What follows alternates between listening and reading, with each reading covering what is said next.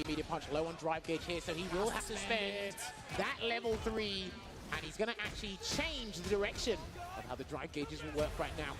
He's got to be chilling at this point, right? He doesn't want to overextend with the drive rush. He's going to walk up carefully and see.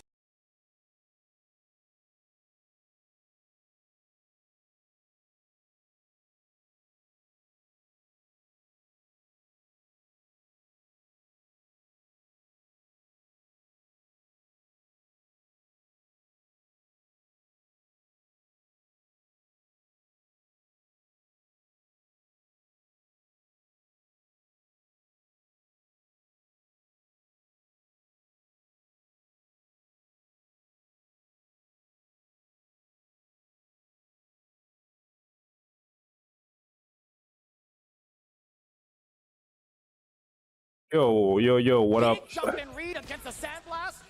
Is he gonna spend? No, he's gotta go for the Oki, right? Even if level 1 was out, he still wouldn't have done enough damage. Yo, big man, Mr. One. Hello, how's it going? Enough to get to the corner. It's the wall spat there. There's NL, and then trying to go for a safe jump, but Kawano knew the mind game there. That's why he went. Yeah. And there you have it. NL taking that round. Still looking good. Again, they're being super patient at round start at the moment. Highly respectable. The damage output this character has is absolutely ferocious.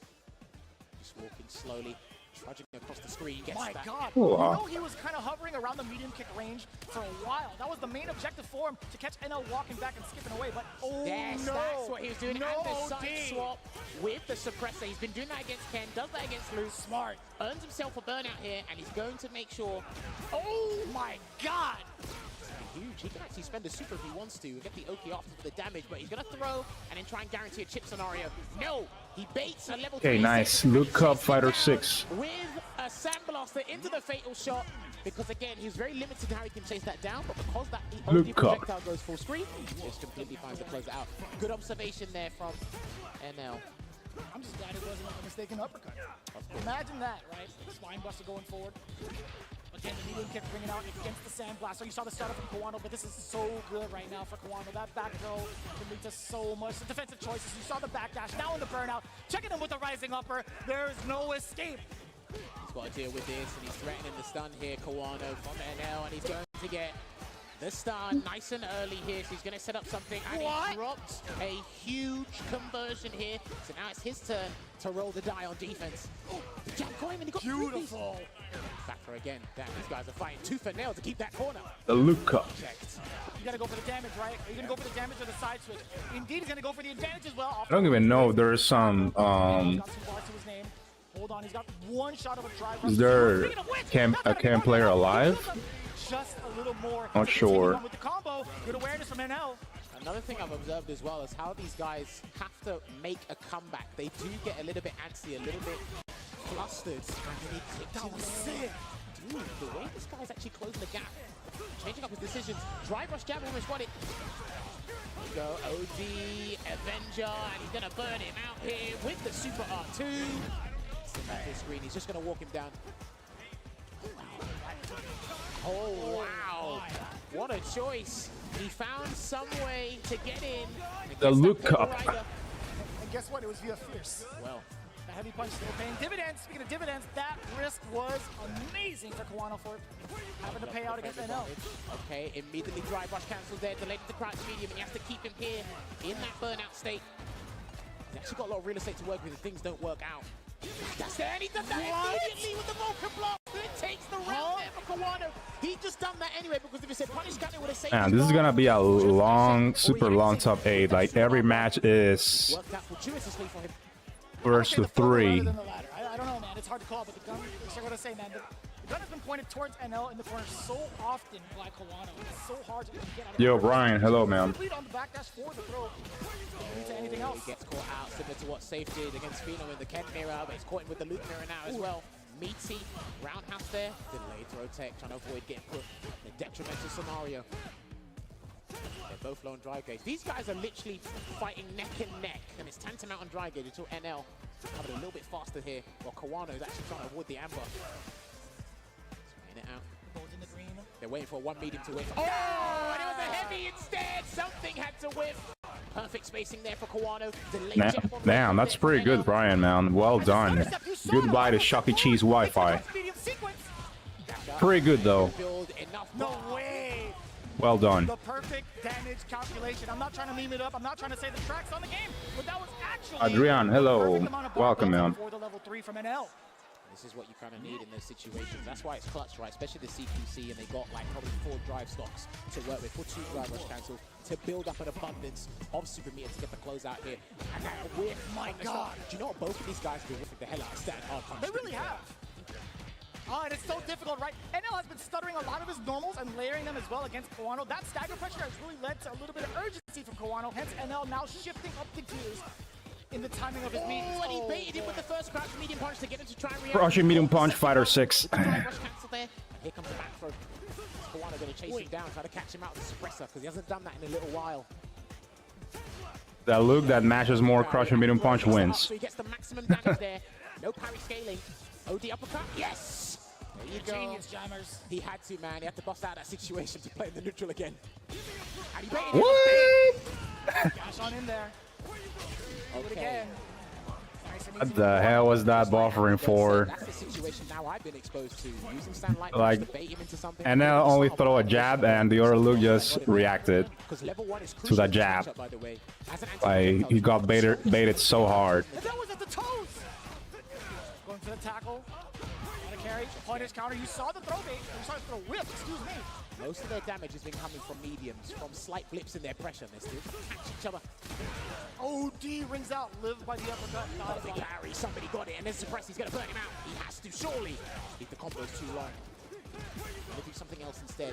No, it was too sharp of an angle. His character model wasn't even turned around for that crouching heavy punch. And the level 3, so significant in the damage, but more so, the burnout. I think NL should have tried to burn out Kawano earlier, so now he's going to suffer for it. But he's still got a level 2, about to build a level 3, so he just needs one button into the level 3. Maybe even pump a level 1, but he's been baited into doing that before. My God, even the stagger pressure so significant. The cancel into level 1 against the drive impact. NL, you dog. And that's exactly what you have to do in Burnout. You just have to focus on the drive impact. You have to let go of everything else because your brain is multitasking, and he focused on the drive impact. He was ready, pumping that spot 1. Oh, almost got the suppressor, by the way. I saw that. So there again with the Sandblaster in that mid-range there, but the normals have been doing so much more work than those projectiles. Backdash there. NL cannot whiff a button. I'm not seeing it. Yeah, he was malicious with trying to burn him out there. Now he's literally dehydrated. Shout out to Yipes. What are you going to do about it, Kawano? Slowly pushing into the corner. 5 foot, by the way. The Sandblasters are not going to be enough when you're in medium range. I like that. Checking the neutral jump, forward throw. This is significant. I wonder how many Lukes are right now in top 8. He's going to firm it until he gets his bar do it back. again, No, right? that's fine. Yes, okay, that was smart. He can take throws because you actually recover drive gain while taking throws. That's why he did that. I'm pretty sure there's more Lukes in top 8. Kawano's turn now. Try to bait a wake-up reversal or something. Oh, that's huge, jammers! He can cancel again!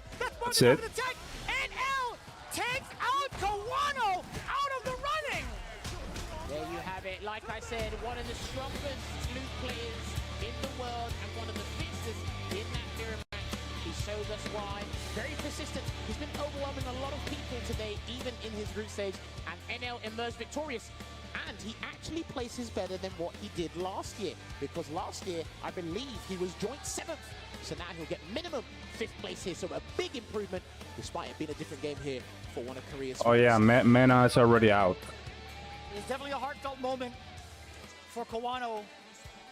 One of the fastest learners. He's grown so much from his career start in Street Fighter V. I gotta say, give it up one more time for one of Japan's finest, Kawano, for doing what couldn't be done before. One of the youngest. NL, actually, I think NL. Was it NL? For NL, commiserations to Kawano, but again, this was a battle up close. Now, he did hit him with a huge suppressor. It was. These guys were landing damage. Damn, I forgot. It's a mirror match. It's going to be very similar. When your opponent does it to you, you automatically think, I've got to do it back to you in the same fashion, just to let you know I'm on the same wavelength, I'm at the same level as you. We saw a lot of risky plays from these guys, but it's Luke. I play risky on defense as well, especially to get out of such a dangerous situation in the corner. Sometimes these guys were so good at whipping each other, they started to I remember. Right, I'm going to throw out this button to make you try It to wasn't a punish Luke him. I'll choose player. the second button. which is brilliant there to Because see. he was They playing mixed Luke. them up. He was Here and there, playing trying to surprise each Blanca other, first, because and then he you can't be switched too to Luke. fundamental in this matchup. You've got to show a little bit of disrespect. You can kind of see that as well when you see further on in the matches in the replay. NL had actually opted to go for a little bit of a different stagger approach. Fudo. Now, although he's throwing out crouching medium punch sometimes, it is going to be Fudo. safe, so you're thinking they're going to take their turn with the light, but no, he just delays his crouching medium punch even further. And even so, there were moments where he caught Kawano backwalking when he shouldn't, so he would also check that situation. Once that situation was already established, Kawano, I felt like he froze up a little bit, but again, the whiff punish game still so strong from NL. I think he got the ground covered up close, but man, his adaptation in neutral from further ranges is immaculate. But like I said as well, and that was a brilliant reaction there on the backdash to match level 1. I said when these guys are at a deficit, pay attention to how they try and force a comeback. Yeah. They have to fight tooth and nail. They have to risk life and limb just to get back in and force a situation, which Luke is magnificent at doing there. But it's really difficult, especially when your guy has an abundance of health to work with. And a decent amount of dry gauge, because he can turn it around and risk the burnout here. And sometimes you watch this mirror match, and it's like, hang on a minute. One guy's actually outplaying the other guy, but he's still lost. Kawano at times looks like he's winning a several amount of exchanges there, but still lost. And we had the pleasure of watching this time in and time out with Bonchan and Mena RD yesterday. Right. So we soaked in enough Luke mirror match experience just last We really night. have, yeah. And you see in the final moments as well, we talked about layering those buttons. We might have thought, you know, perhaps NL was going to come in with something sneakier, right? Something a little bit later on the startup after the crouching medium punch, but he immediately caught Kawano off guard into a true frame trap, crouching strong into crouching jab and caught him with that level 3 towards the end. Excellent work, excellent layering up close from NL. Sometimes that's what you need to do in the mirror match. Start off basic and then build on those building blocks. I think he went reverse. Actually, I think he was 3 steps ahead, going with crouching medium punch and then what, a check with the low medium kick, or even a check with the staggered low medium punch. Then he reverted it back to the basics. True. Well, we've got to be swiftly moving on. Kawano's out of the tournament now. We're going to actually be saying goodbye to somebody else here. So they Okay. don't have a chance Oh, yeah, we got more looks. Safe probably didn't expect himself to get this far. He's having a good time. He's enjoying himself. Brilliant lad. Calm demeanor. He's playing with the utmost. Cam versus Rashid. How he basically dismantled Phenom in that mirror match. I'm upset because Nobody called that, by the way. called Everybody was going nuts. I know for sure the Midwest crowd is here in full effect, along with the Canadian go, crowd. Ken, They let's do not go. really know what to do with themselves when they see Saive taking down killer after killer after killer. Dude, I love this guy's urine in Street Fighter 5. I'm loving his philosophy on this game. But he's going up against a Capcom Cup champion. You will see him at Red Bull Kumite in New York as well. And Gachikun's in a weird... Stop smiling, Rashid. Because of Rashid. You're not my friend. How elusive and tricky he can be. So let's test... You are not Saive's Ken's friend. knowledge against someone of Gachikun's caliber. I mean, he's had that kind of experience with Dual Kevin in the past. Maybe not in the bracket, but probably overall, right? You go, and then running into it there. I think that was a delayed jab. We got counter hit, but he already gets a delayed tech there. Wake up. Hits it firm on the target combo as well, getting that space and approaching. You saw that counter hit, Gachikun trying to press buttons on wake up. Speaking of, that's the right pair of buttons to make. He saw the Jin Rai, said, I'm not dealing with it. Even Not if a he tried cutie. to bait it, he knew the risk that was entailed there. And he can whiff punish those with a heavy kick, with a hard punch on the crouch media kick, or even a stand heavy punch, which Saive just whiffed. So to the corner, what's the choice going to be? No tech from Gachikun. Oh, good call out. Yeah, low medium kick immediately taking out the startup of the Dragon Lash. His back row is significant. Showing up the whirlwind there, and he's trying to see how Saive reacts to the air current lingering out there. I don't think this matchup is too bad for Rashid, but when you're in a beneficial position, you take advantage of it. He's about to build level 2 as well, but he might save that for the next round. Delayed throw tip there again, interesting. Step kick, could it get challenged? A lot of the guys are whiffing here, but they're trying to get in. Ah, the interruption against the overhead attempt. That Jin Rai, although it was backed by the heavy, could have gone into the light as well. I totally understand that, but Saive trying to play it. Obvious drive rush. Sniping it out. There you go. He's got interesting buttons, unorthodox buttons that are actually really potent in the neutral there, Rashid, and you've got to be very careful. Both of these guys got to be very careful with their projectiles. But already Gachikun finds himself trapped in the corner. Oh, no conversion off of the crouch jab. We'll take that. Big damage there. Is it safe? What are we going to do? Interesting. Counter hit. Oh, you're stealing turns. Oh, But no. it doesn't matter Okay. what you say. Saive still managing to clear out the rest of that round without having to risk any bar, by the way. He didn't believe he was actually going to get the counter hit there, so he went into a Dragon Lash, but he's going to set up. Here it comes. He can't time a throw. Here it comes. Oh, Now we interesting. can. Oh, boy. Still have to deal with it. The air current from Yasar lingers longer than the other two moves it does. And here comes a safe jump, but he might do an empty one first. Whoa! There you go. We both guessed wrong. Here you go. Set it up. Good damage coming in. That's going to be the Super Art 1. Super Rashid kick. To close it out. At game 1 there, and this is it. I like that he tests the waters because he wanted to see if you do an empty jump and go low and catch it there, but you still hold down back in that scenario as a Rashid player, and he gets in with the punish counter DI. He'll take him straight to the corner with that amplified Shoryuken. Plenty of damage, and that counter hit again, but too far for the light kick. I understand Saive trying to walk up to take his turn back, but Gachikun ready with the button. He tried to bait a throw there with the front flip. And I love Saive's responses to a block roundhouse, by the way. That could have been punished there, that hard kick. That looks poorly spaced. The stand light kick probably could have clipped it there. And a perfect parry on the Dragon Lash. And he's just going to go for the heavy Eagle Spike. Oki instead. It was a bait. This is going to be huge for Gachikun. There you go. Inside, what a backdash. But that was a counter hit. He couldn't get a conversion. He thought he said punish counter. It's not punish counter. It's a throw. And then a perfect parry on the overhead. And it looks like he's going to go for the side swap here. He's got to be very careful what he does. No delay tech there from Gachikun. He's got to hold this onslaught, but he decides not. Really? You're taking the risk, you're throwing the dice like that. Gachikun, the audacity to give out that OD spinning mixer. Well, the further away he runs in this set, the more risks he can take. That will be completely fine for his mental state. Oh my God! This is the shin kick from the Jinrai. It's a grab to make amends. This is going to be huge here for Gachikun if he get out of this. He's looking for the side swap as well, and that's why he tried to go for a back throw. Jesus! All right, what we got? Level 2. There you go.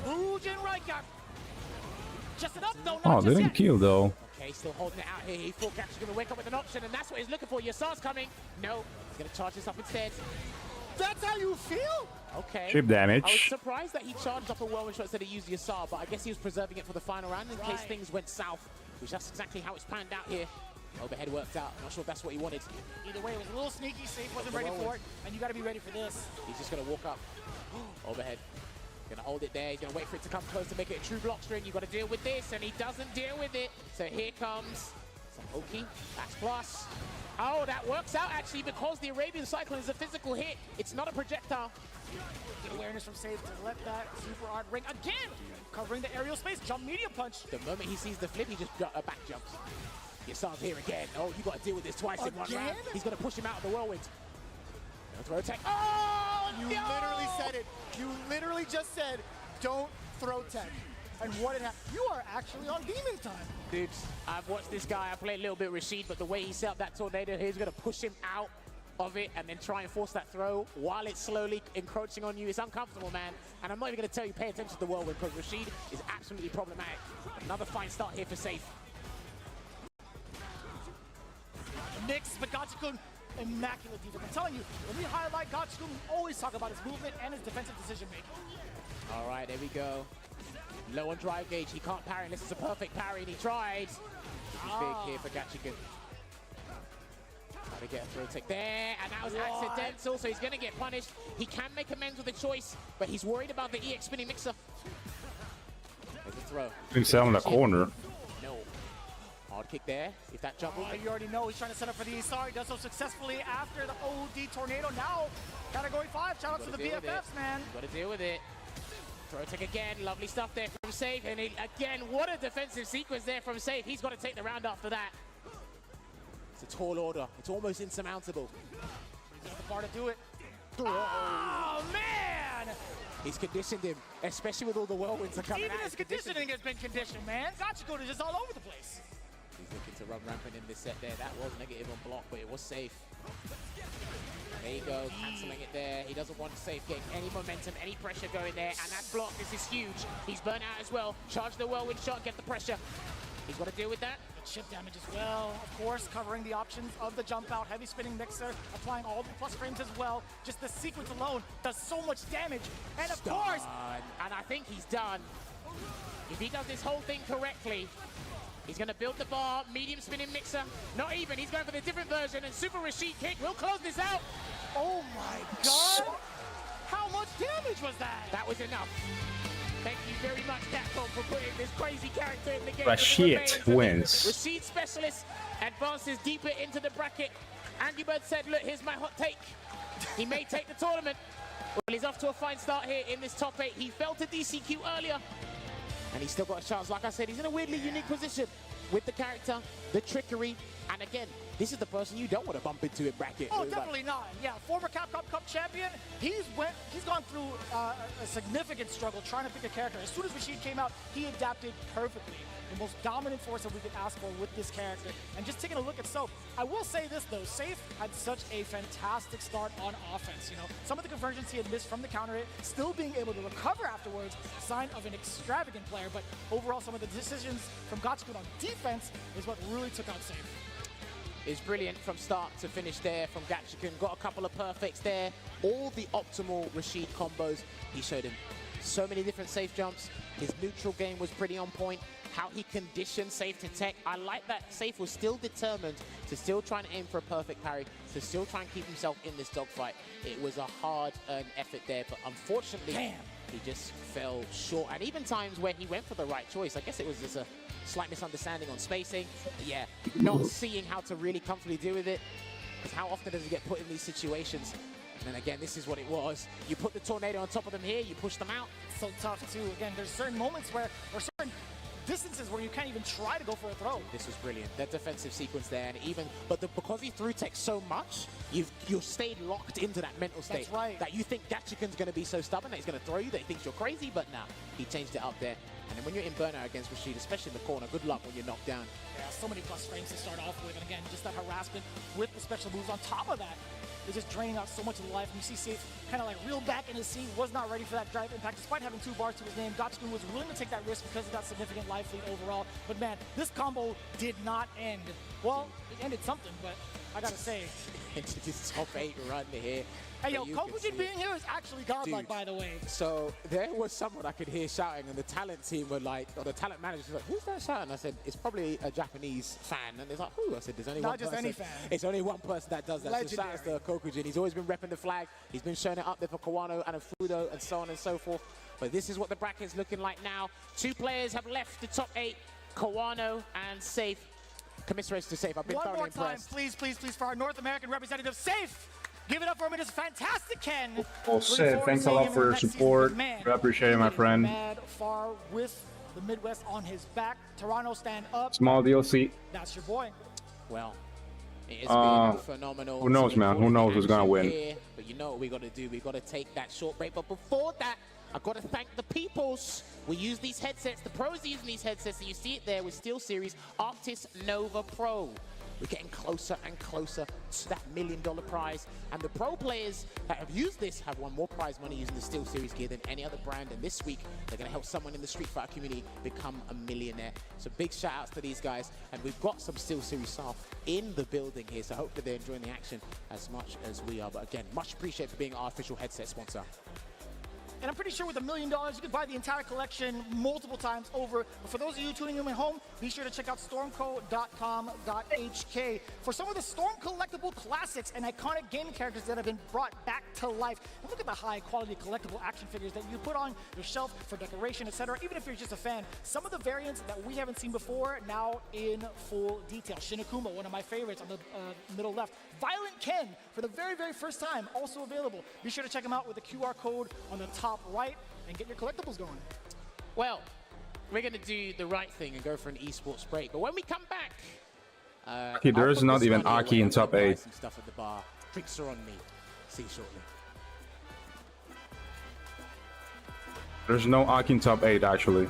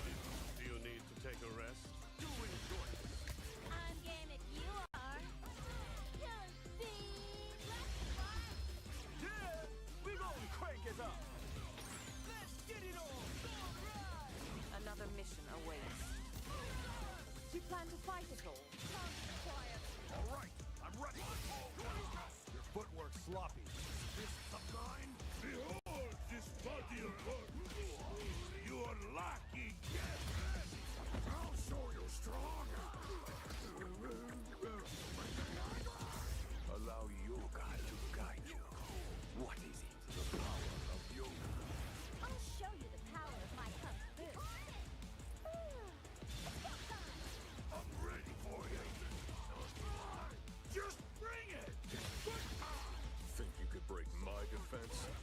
Got you in my sights. Smart choice.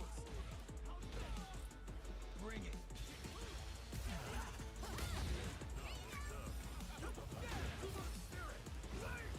Oh, crazy!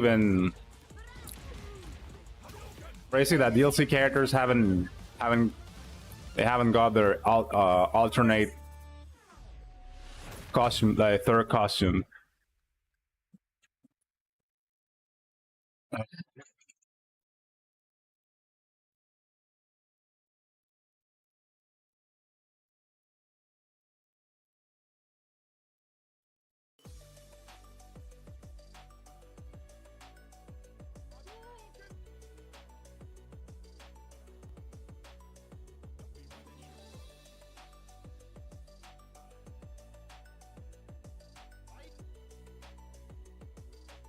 Right back.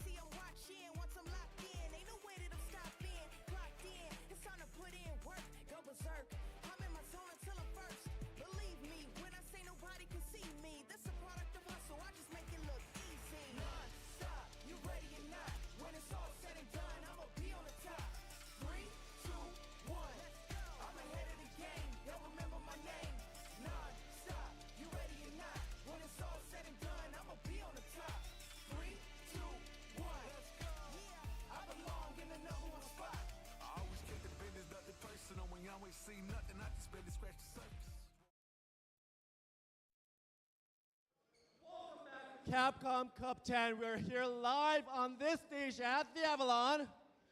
Yes, indeed. Yes, indeed. Yes, indeed. And of course, if you are lucky enough to have gotten a ticket to this sold-out crowd, you have been in for an amazing show. You've got all kind of prizes. Speaking of prizes, can we get some more talent out here right now, please, for all of our people? My man's James Chin. Please make some noise for everybody. Tasty Steve, St. Cola, all that.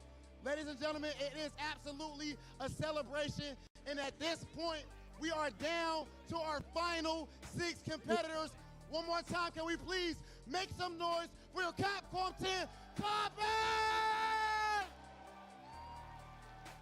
Next year, man, y'all gotta make sure you get your tickets as soon as they drop. The sold-out crowd is crazy. Please make sure we throw out these t-shirts right now. The people want them. The people want them. Shoot the cannon. Shoot the cannon, shoot the cannon. Ready, whoa! Oh! Wins. First group F, and now the cannon. Look at my man David. Look at my man David. Do we have the cannon? Come on, we need the cannon before we go. We need the cannon. Give me an unloaded cannon, Rob. Let's right the wrong right now. Where are we going with it? Yes, sir. Ladies and that's the first one. Ladies and gentlemen, it is time to get back to our matches. Let's send things up to our commentators, Vicious and Jammer. Next year, you have to come, because again, Capcom Cup is where it's at. So many prizes to deliver. So many of your favorite players are here, and also the big community vibes. And it ain't nothing without the community vibes, and that is for sure. Vicious back on the mic with Jammers, and man, we have our top 6 to go through. But not just that, we're starting back into the losers bracket.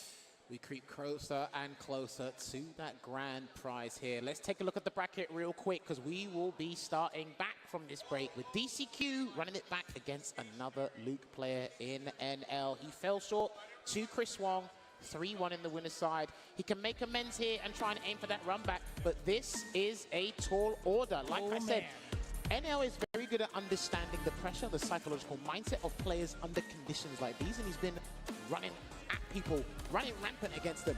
Literally, knuckle do, Xian, and he beat Kawano in the mirror.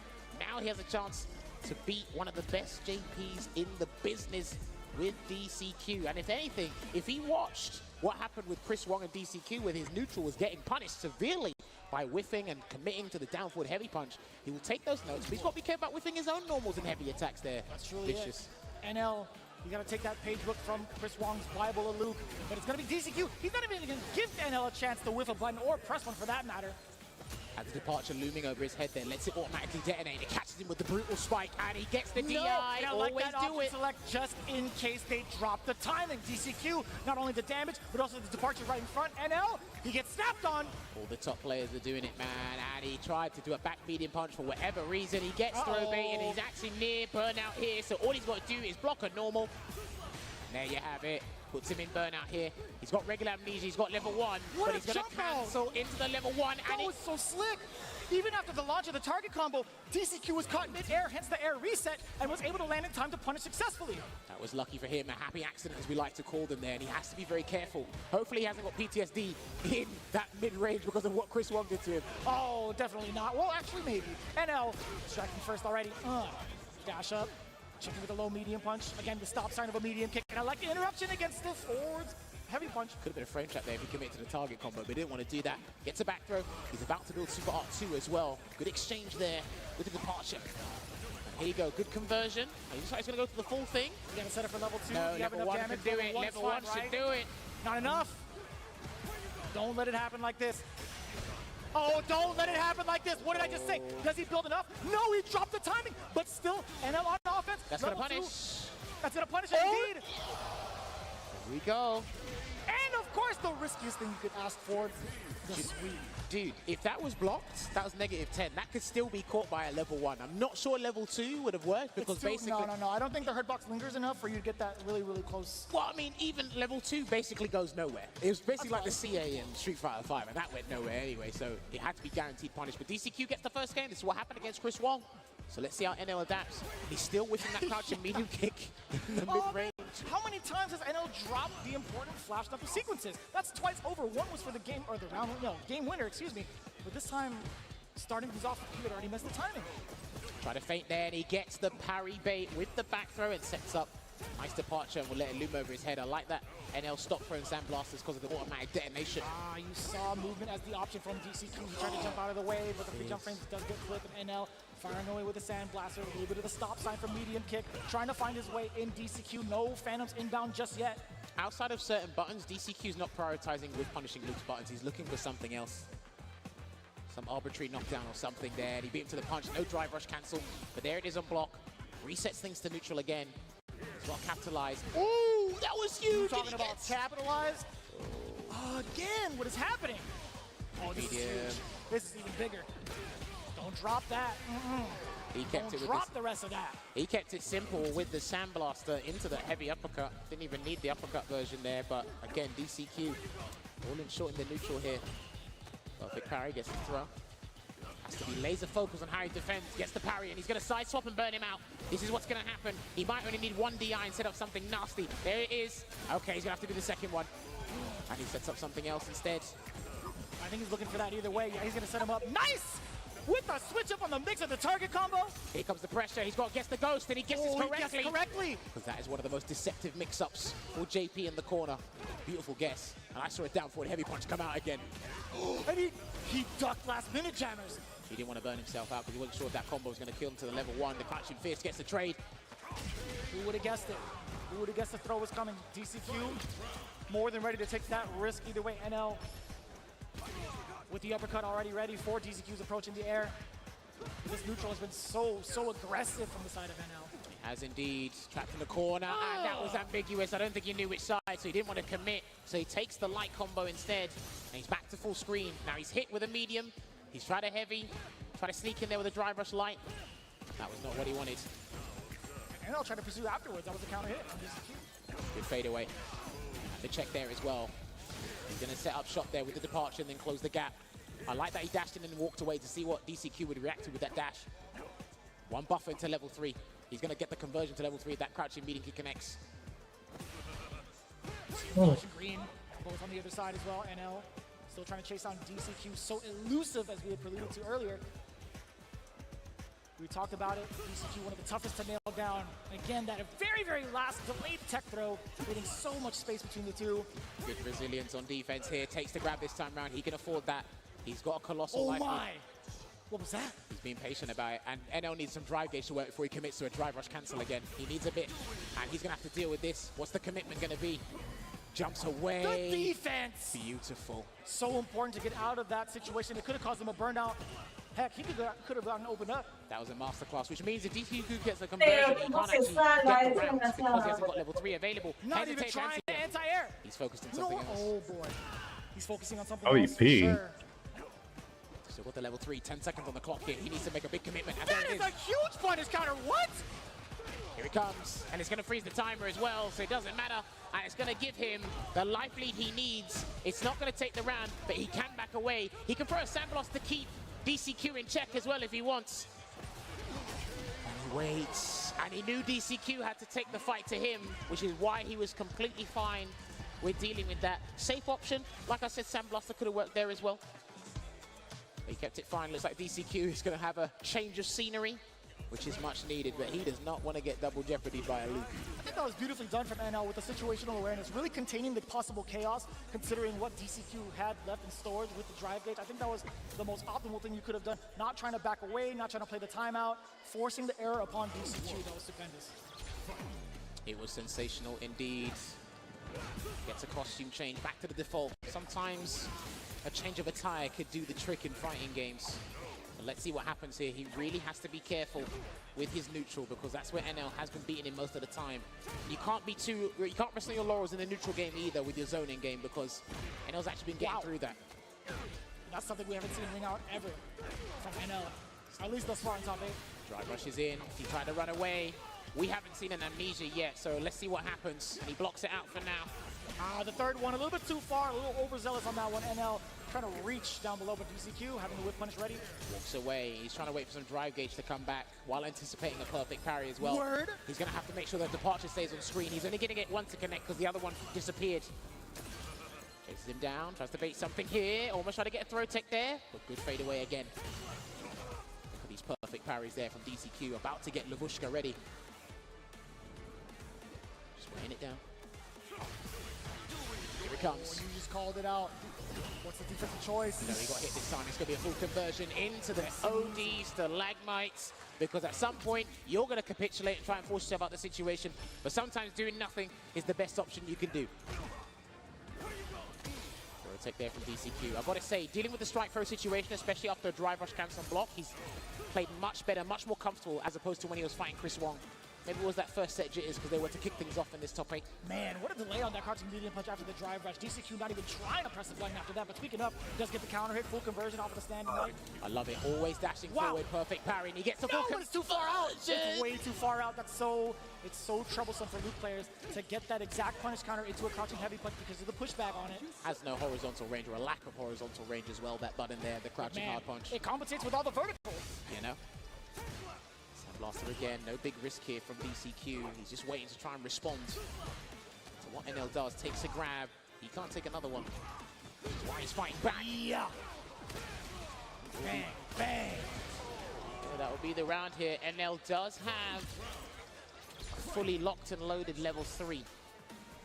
DCQ needs that level 2 to be ready and available himself to change things around. Again, he's always been jumping away. You can chase that down with level 1 and level 3. We saw Luke players do that earlier today, but I guess he's picking. Yeah, I guess he's picking the opportune moment to do so. Now, this is a long ass set, dude. He's got to make a choice now, DCQ. That was a reversal. The reversal He said what? Parry. He said parry. Had to be parry. Okay. I wanted to end already. I think he's going to go for the damage. Looks like it. Yep, he's going to keep it clean. Set up a departure as well. What's the choice from NL? Jumps away. The defensive decision making from NL, sniping him out of the way. Another level 3 incoming. You already know what it is. That's game 2 in the pocket of NL. It's going to be 6 punches that takes him into the lead in this set. Remember, loser goes home. NL is 2-1 up here. Could this be his time? We're trying to see and find the adaptation coming in from DCQ as we take our time out into the character selection screen. Now, there are some things that NL hasn't really shown us up until this point in terms of his offense, I feel like. Again, him prioritizing some of the light pressure, some of the safer pressure, getting some of the real frame traps going and forcing DCQ to make those errors. I feel like he hasn't gone to that as often up until this point. Because his match presence is so strong, it's overwhelming. So DCQ really doesn't want to afford to do an amnesia and have it not work out in his favor, because it'll make him detrimental position. And he's trying to keep it neutral as well. And NL's actually been phenomenal at handling the level 2 super art as well, by the way. Checks it out here. Knocking on the door, does a departure setup. Yes, sir. Ah, okay, so he looks like he was going to vacate into the Doctor Strange universe, but he came back and joined us. Forgot his keys. Forgot his gate. Oh, that was so delayed. DCQ, I can't even imagine what that anti-air attempt was. Hit him with the hammer of justice there and gets the forward throw. Hits him down with the forward throw again, and he might try to sneak in a third one if he has to, and he tried. He tried to tech. It doesn't matter, though. He managed to get the third spine buster after what could have been kind of disastrous. He did get the appropriate throw bait. The crowd are steady. The jumping heavy. Imagine Luke versus Luke in grand finals. Very scared in the neutral, the mid-range What in the world? Yeah, being stubborn enough and gets. Hopefully it doesn't happen. Up another super art here as well. Still no amnesia. There's He's being very safe with his defensive choices. there's a big chance we're gonna have a Luke versus Luke, Presser blocks it out. He does not know what to do. a Luke mirror Stagger as in the well. grand finals. NL is looking for DCQ to walk back. He does. That micro step backwards opened up everything. There's a big for DCQ chance. now. Level 3, yes he does. And this is not going to put him full screen. This is going to put him at a decent range here. Can set up a departure, but I don't think he wants to splurge that meter. Not there. That's why he went for a throw instead. That medium punch on the counter hit, doesn't get anything. Charges up, I don't know what he did. Not even can, dude. Turned into a calamitous situation. He's overwhelming About to him. be. I think it has been. I think there's no more cans in Match out top a 8. Super at some point if you're not careful. He's gonna If I'm not mistaken. Phantom or something, so he can catch it. Oh, no whip punish. a whip punish. Can he build it for one in time? No. Come on, beat this JP already. Just holding it down here. NL just needs one drive rush opening if he gets it, but no, he can actually trim instead. Where That's what he was looking for. Oh, he could just DP. What was that? You saw the attempt at the reversal from NL. He had other ideas. He was mashing Whatever, after man. two Whoever low wins, I don't E's, care, to well be not honest. Successful here. It puts. I don't care who wins, to be honest. Of a lifeline. Throw him a bone and he'll take it. Try to check with each other with the crouching medium punches. Not quite working out here. DCQ's been on the back foot for the most part, but he's managed to turn things around in a dangerous scenario. Looks away as well. Taking that risk there. Try to bait something. Burns himself out. DCQ is not biting for any of the green stuff right Yo, now. These drive rushes Bell, have not found what up, any my of the friend? options that he was looking for on offense. DCQ now able to swing a little bit more comfort because of the fact that NL is in this burnout state now. DCQ, he's looking to walk him down a little bit more towards the middle screen. So Vel is the It's final allowing boss. NL to replenish his drive The gauge. Capcom Cup. Completely refreshed now. By not doing anything, he actually gave NL a second round of dry stock, and he could have got a button into that. He maybe thought the spike was going to come in time for the punish counter. He did, and he blocks it out. Sneaks in a throw for 20%. Departure at the time. Oh, hello, I didn't see that Instant before. snap, by the way. This is good, but NL still looking for that drive rush opportunity. Almost got it. Put him in near burnout as well. Can't be too risky with any spike. Goodness, this set is so long. Perfect parry, closing the gap. Oh. Cancel there. Does DCQ. He doesn't want to take a fat combo into CA. He really doesn't Ooh, want this. that was such a sneaky dash. Well-timed dash as well. That could have been huge. Oh, he's Buying. He's not Ooh, buying that it. was He's a not buying it. huge Not now, because he'll lose the game if he does it. drop there. Oh, yeah, he's He trying could to get the just distance. drive rush into drive rush and to level 3 He's ban, that's so it. shook right now, His and the micro patient- walk back again saves the day. DCQ still in the game, 2 apiece. What a decision to micro walk back. The determination. Final match. After having throws blown up earlier in the set, he said, I am not doing this. I will be tenacious in this regard. This shit, And this, again, because if he man, makes this that set mistake, is so he's out of the tight, tournament. man. Like, And we saw NL trying it's to so defend that with those tight. arbitrary dashes, catching that grab, and he thought he could condition always it like the into doing last something else. last He said, round of "I am every not match, and fighting now the that last set. Oh, by the way, there were so many moments where I was so certain DCQ is like, you gotta throw out a normal there, brother. You gotta throw. You gotta do something. No. Even maybe movement. Too but much money. the right movement that he did pick was that micro step back in that mid-range. Beautiful touch of DCQ. Dude, got a good head on his shoulders, man. That's why these I mean, they're not gonna throw in this type of in high level matches, like throwing drive impacts like that is, yeah, way too risky. Come out once again. Oh, check me with that medium kick. The aggression. I guess, I mean, there's $1 million in the line. They want to play like the safest way, and they're not gonna be throwing out drive impacts like crazy. So that's why I guess. Not before DCQ gets his conversion. He's low on drive gauge here. And he needs to play a zoning game while NL is actually trying. Oh, what an empty jump that could have been so severe against NL.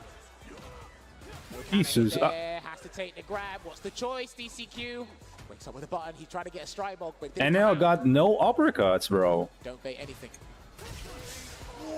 I think he caught him walking forward just for a pixel. I think he caught him walking forward. That's the second time we've seen DCQ try to walk down NL. Maybe he dropped it. I mean, yeah, he went for a crushing heavy, but he couldn't walk away either because there's nowhere to go to. Like seeing like a player playing like jumping in neutral, I could have just DP after that drive rush. But yeah, whatever. Loki's there, spine buster, that's one. Dash up normally. Nah, he's not taking, mate. He tried to get out and he anticipated the jump out there, and he's still firm in his ground. He's going to try and escape a different way. Oh, and that is going to close it out. That's it, finally. Into the level 3. He tried to get escape time and time again, but he got sorted by the newspaper. And that is going to be NL advancing deeper into the bracket and closer to the grand prize. It's so tough. Is this losers? Yeah, I think it's losers. It was losers final. The amount of practice that they've had, right? The growth they've had with each Damn, other. didn't see it.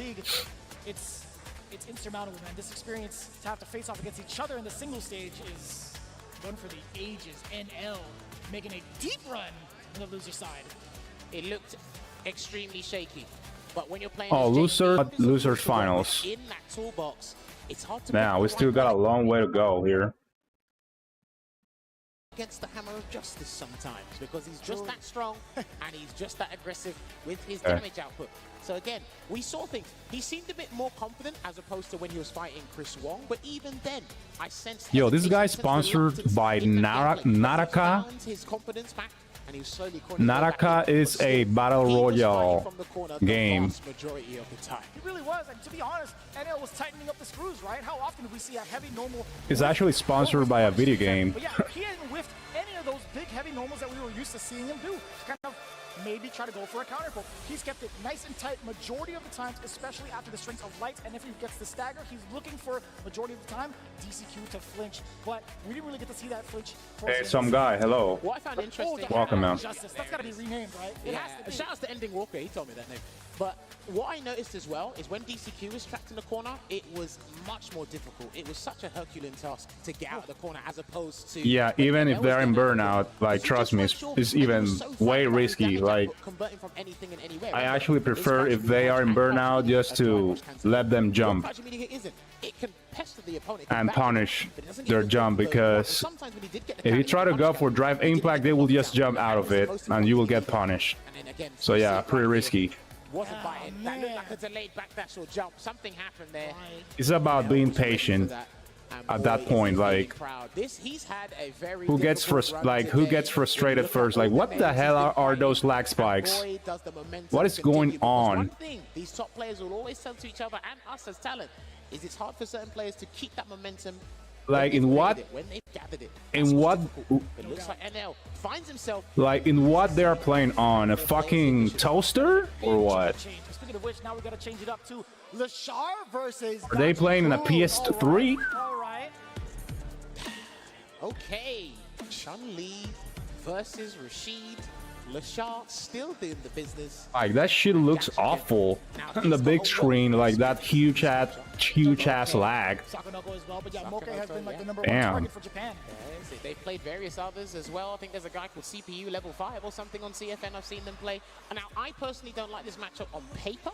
My goodness. Rashid's mid-screen game, it's decent. Imagine if that shit lag when you're playing. With punish and counter poke you and send you straight to the corner with an eagle spike. Chun-Li, she dictates the neutral because her buttons do half the work for her. Once you're in the corner, it's a little bit of a different story. There you go. Has got enough experience in this matchup facing Gachikun himself and other Rashids. We'll see how it goes. He had enough space to actually get. Oh yeah, well, if I gotta pick Chun-Li or Rashid, I'm definitely picking Chun-Li. Yeah, Rashid definitely too.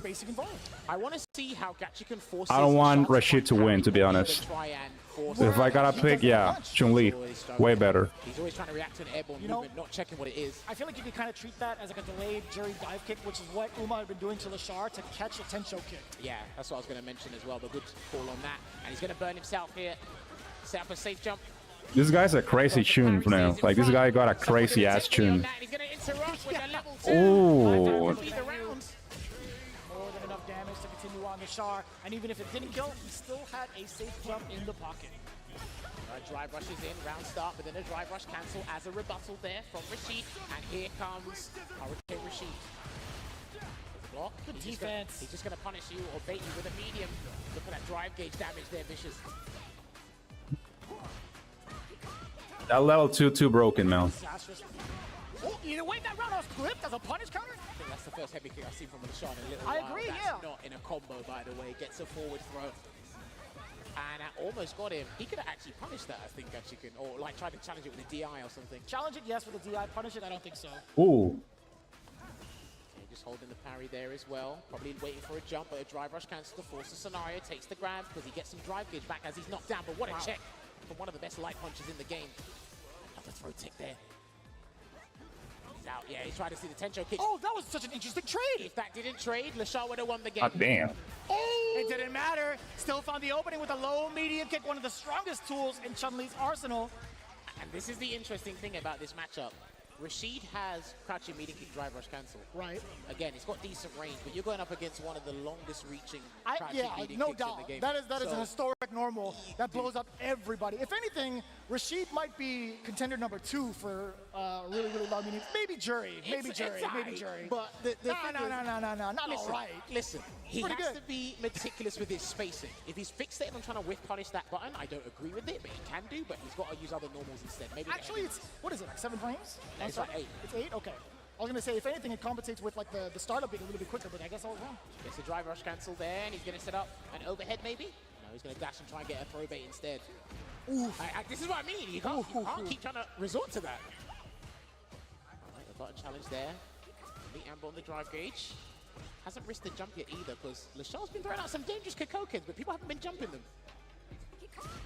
He's probably... Oh, wow. I think Was it the crouching heavy punch?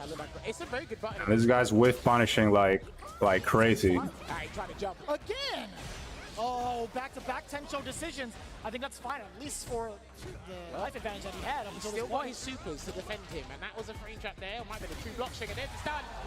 He didn't get his level. He didn't get any of his I guess he supers wanted out, to try to super, didn't come out. Yes, RK, Super Rashid kick, Gachikun in the first round of game number 2, Lashar.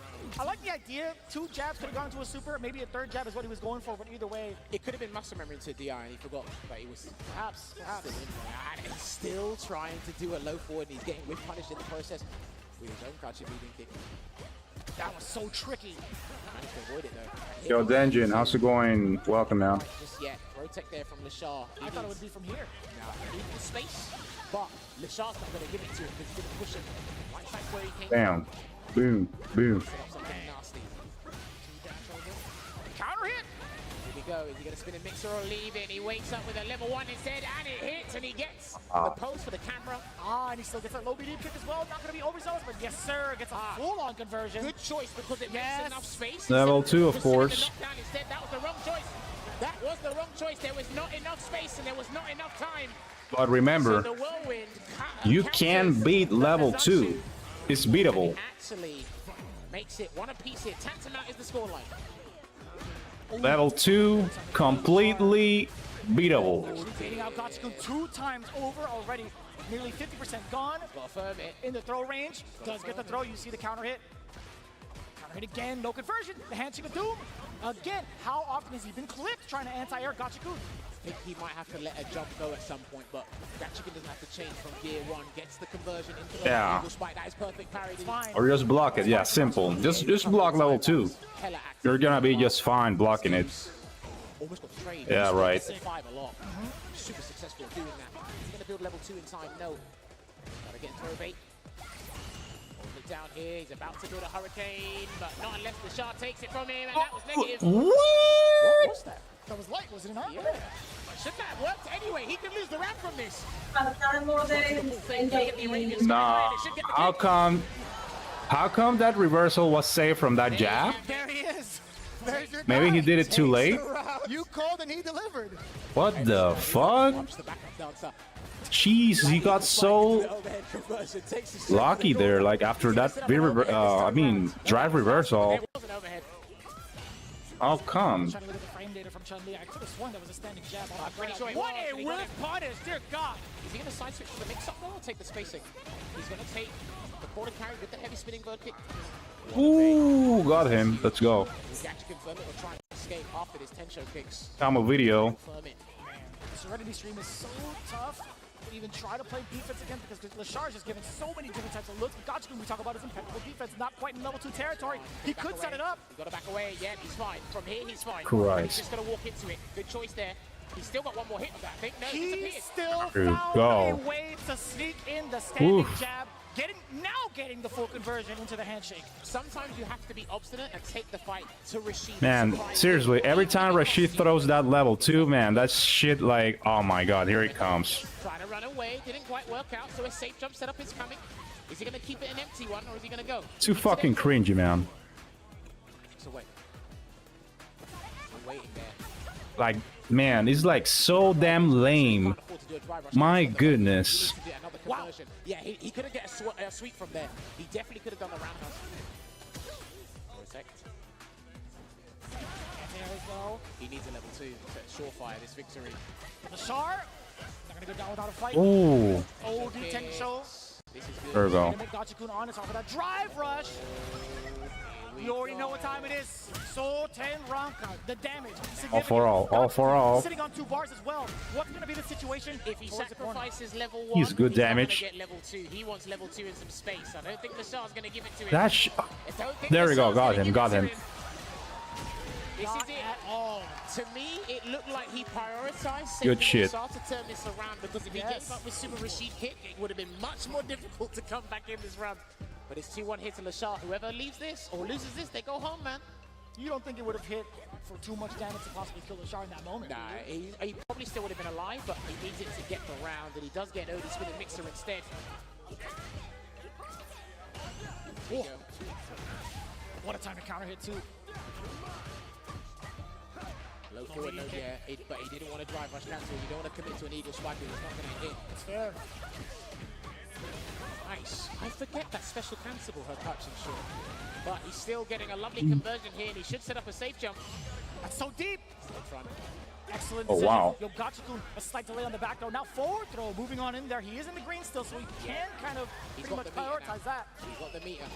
Oh, and that's going to be the round. What a timely choice with the crouching median kick. And he's L1 or level 2. To not mess around. Gotta be safe. And put himself at set point. Jesus, it killed with the last hit though. The dark horse. He can still juggle it out. On the winner's side, now in the loser's There side. we go. The former Capcom Nah, Cup this Chun-Li is champ, cooking though. Carol. Wake up buttons, and he's going to go for an eagle This spike. Chun-Li is Not cooking trying hard. to get a mix up there. You do go behind the opponent if it's on quick rise with that flip. 3-piece, he's got to set up a whirlwind. He's got to push him to the corner as well. He has to. And he's got to use it. He's got to use it now. Oh my!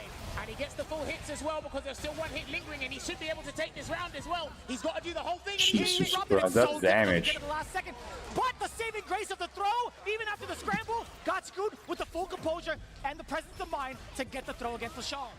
That was very difficult there to get that tight link with the air down medium punch. But another whiff punish. I've been talking about this the whole time. You can't try and contest with the first time you're fighting games of footsies. Trade. Uh-oh, this is huge. This is more than huge. This is Song 10 Ranka territory. The damage, significant All for again. all. I was gonna do the whole line. I mean, I wouldn't OD spinning mixer to get out here if I were you. You gotta wait. Yeah, he's gotta wait. Rush in, gets the back throw. He's gonna set up the whirlwind. You gotta do it. Do it again, all again, baby. Overhead connects. And it's still there. It's still there. Bro, he got kick it away and he might be able to bait something, but he goes for an overhead instead. Word! Audacity on this man, and the throwaway no spinning mixes. He's playing too fast. He's playing a little bit too God fast. damn, this. Yourself out here, Vicious. This is crazy, man. One crouching medium kick, and the one whiff punish he needed. That might goes out. Super Rashid kick keeps God Gachikun damn it. alive. We spoke about this. This before. one whiff, dude. Readjust your spacing. You might have to use heavies against the medium kick. And he did that with the standing heavy push. Now he's showing different buttons to whiff punish that crouching medium kick. It's everything to play for in this final game. Not over yet. Not over yet. What a call. What a call from both ends. Go lightning kick straight to the corner. Misses the lightning legs. I think he misjudged the spacing there to put them in the corner. That's exactly it. Looking again, no arbitrary jump. There it was. Man, he's so susceptible to that. He's still trying. He hasn't let any jump go. Tempest moon was blocked, but that is safe for block there. It is, yeah. From that range anyway. Oh, that was mad far for sure. Nice. Trying to get him to press the button there, Gachikun. No reaction from Gachikun. Gets the clip. Almost level 2 is here. Can he get a grab yet? Now he can throw out the whirlwinds. This is so tough. Lashar, what's the defensive choice going to be like? Walking down, just walking down. He's got... Boy! You thought I was going to use the whirlwind, but drive impact, and that's the first one from him in this set. You sneaky man. What a time to bring it out as well, and he's going to send it straight to the corner with the medium eagle spike here, and Lashar's got to make a defensive choice. He's going to block it out now. Important tech. Lashar letting the fireball do its thing. Yes, sir. Because he could create that space, but he dropped a significant juggle. No space created. Gachikun still has the upper hand. He has the drive gauge to work with. He does have a little bit more estate to push Lashar into this corner. Lashar needs a conversion to level 2 of some sorts to get it out, and Gachikun is low on drive gauge. Watch out for his fireball game. He's got great whirlwind shots. My God. Blocks. Trying to burn him out here. Does he get the burnout? He tried to walk backwards. The burnout is there. It could be there against Lashar. That is so good. And Lashar. He's burnt him out. That's it. And he's going to push into the corner as well. He will push into the corner as well. Is he going to look for a sneaky reset? He's playing it safe at the moment, and that is going to be it. It will be Gachikun that advances deeper into the bracket. It was a throw bait that gets it into the double drive rush cancel combo, and our Rashid specialist is still in the tournament. What an outcome. What an outcome. We had talked about it right at the top 8. Completely unpredictable, but now the dark horse back in the stable. Yo, give it up one more time for the kid, Lashar. Saved by level 2, I guess. The young man from Korea. You could see it here. His performance these past couple of days has been outstanding, and he actually showed a fair bit of it. He's illustrated us not only today, but throughout the group stages as well. I'd say his biggest strength was the ground game, like we were talking about before. He was getting the crouch medium kick drive rush conversions. He was getting everything necessary. But then again, when he set up the safe jumps, 9 times out of 10, be right back. was getting the perfect parry to cause the mix-up from the stomps. And as well, he actually handled his defensive choices really well. But the biggest concern, the game changer, as James and St. Cole would say, the wind condition is what will change everything around. He handled it for the most part. He really did. I think majority of the times, yeah, I think he held it down pretty well. In that situation, it's so hard to make that micro decision off of a -2 for Lashar on defense, right? Gachikun keeping it very, very ambiguous. But again, Lashar's damage output, when he gets his conversion, it really does hurt, and it is kind of intimidating. But Gachikun really stepping up above and showing that stellar defense that he's really known for. And again, man, Lashar is an absolute machine off of these stand jab conversions. Dude, just counter hit, and we saw that with punish there. I'm telling you, even if Rashid's trapped in the corner, he can perform some wizardry in there and turn things around, which he did there. And the temerity to do that DI, but it's actually strategical as well. Because I've conditioned you, I've made you so scared of the level 2. You're not going to expect a DI, because even if he reacted with a DI back, he would have had to adjust his combo. And guess what? If you side swap, you jump into the whirlwind. If you convert, you jump into the whirlwind. You don't need that. You don't want that. You don't want it at all. I did misspeak on Lashar's age. Definitely not a kid. Younger than me, for sure. But man, he played like a grown man. I mean, 24 years young. That's old enough. Yeah, he's a grown man. Some people will still call him a kid. But, just me. Just me. Maybe. Anyway, no, listen, we're having a fantastic time. Hopefully you guys are having a fantastic time as well. Make sure you share out the stream, twitch.tv/Capcom Fighters. We've got a rambunctious crowd in the back. Hopefully you guys enjoying the action at home, but with us or joining us here as well, because it's been beautiful. We're down to our top 4, Jammers. This is going to be the money match part of the top 4, man. Who is going to be our very, very first millionaire? What's up, Jammers? Remember we were talking about this like 8 months ago with the guys as well. We'll talk about it after the break, but what we got to do is we got to thank one of our sponsors as well. Don't worry, we'll talk about it. But again, much love to Pagoda being our official food sponsor. Like we said, you can't fight your cravings. If you got the munchies, if you need a snack, Pagoda is available around the bar. You can see it, crush your cravings with those Pagoda snacks. And they are here. They've been sponsoring us or supporting us since the LCQ. It's the last day. We were talking about this could be the second last day that Rob maybe eats them for a week. Anyway, but we are here. Much love to Pagoda. The staff here have been amazing. But yes, we're going to take another esports break and get ready for our final 4 players in this bracket. When we come back, it will be winners final. Chris Wong versus Uma. See you shortly.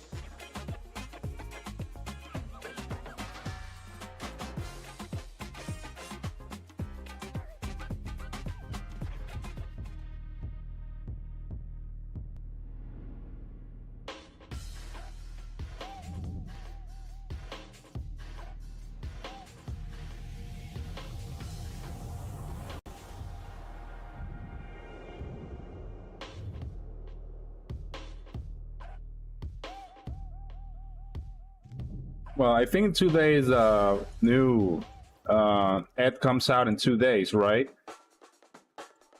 With a balance patch. I'm dying to see those changes, man.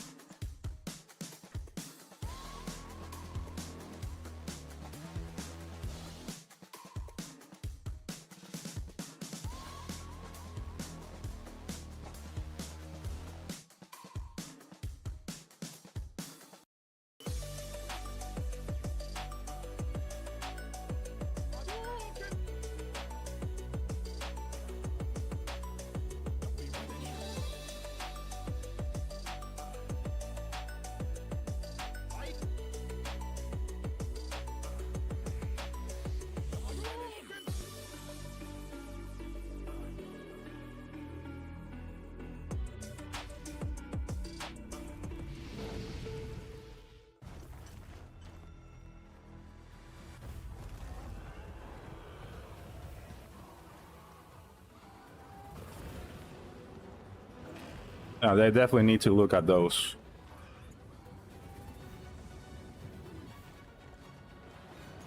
I mean, there's a reason why they did it, though. Like,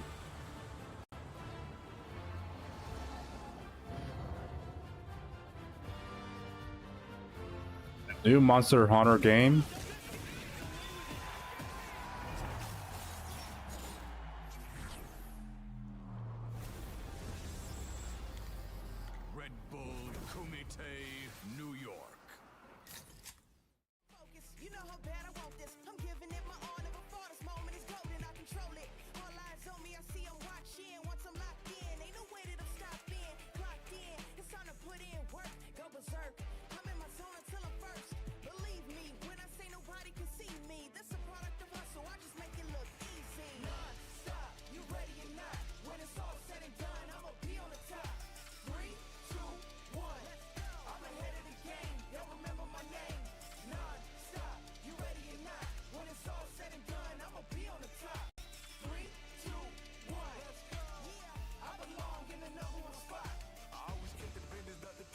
Those figures looking dope, not gonna lie.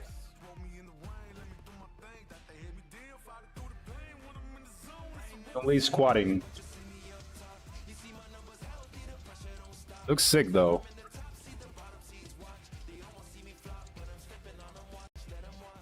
The Akuma one also looks dope.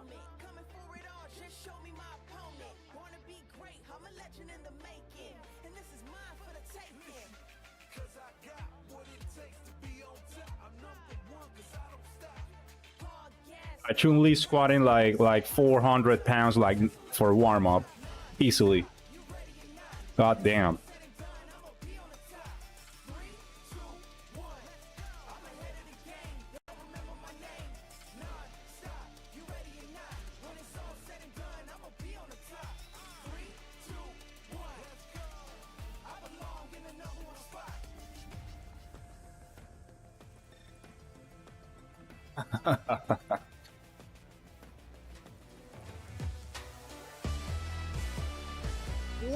Well, we're down to our top 4, and guess what? We've reached 6. Yeah, you send them money, BitMac. Ladies and gentlemen, we are gearing up to see who will be our very, very first champion. Damn, that's a lot of cash.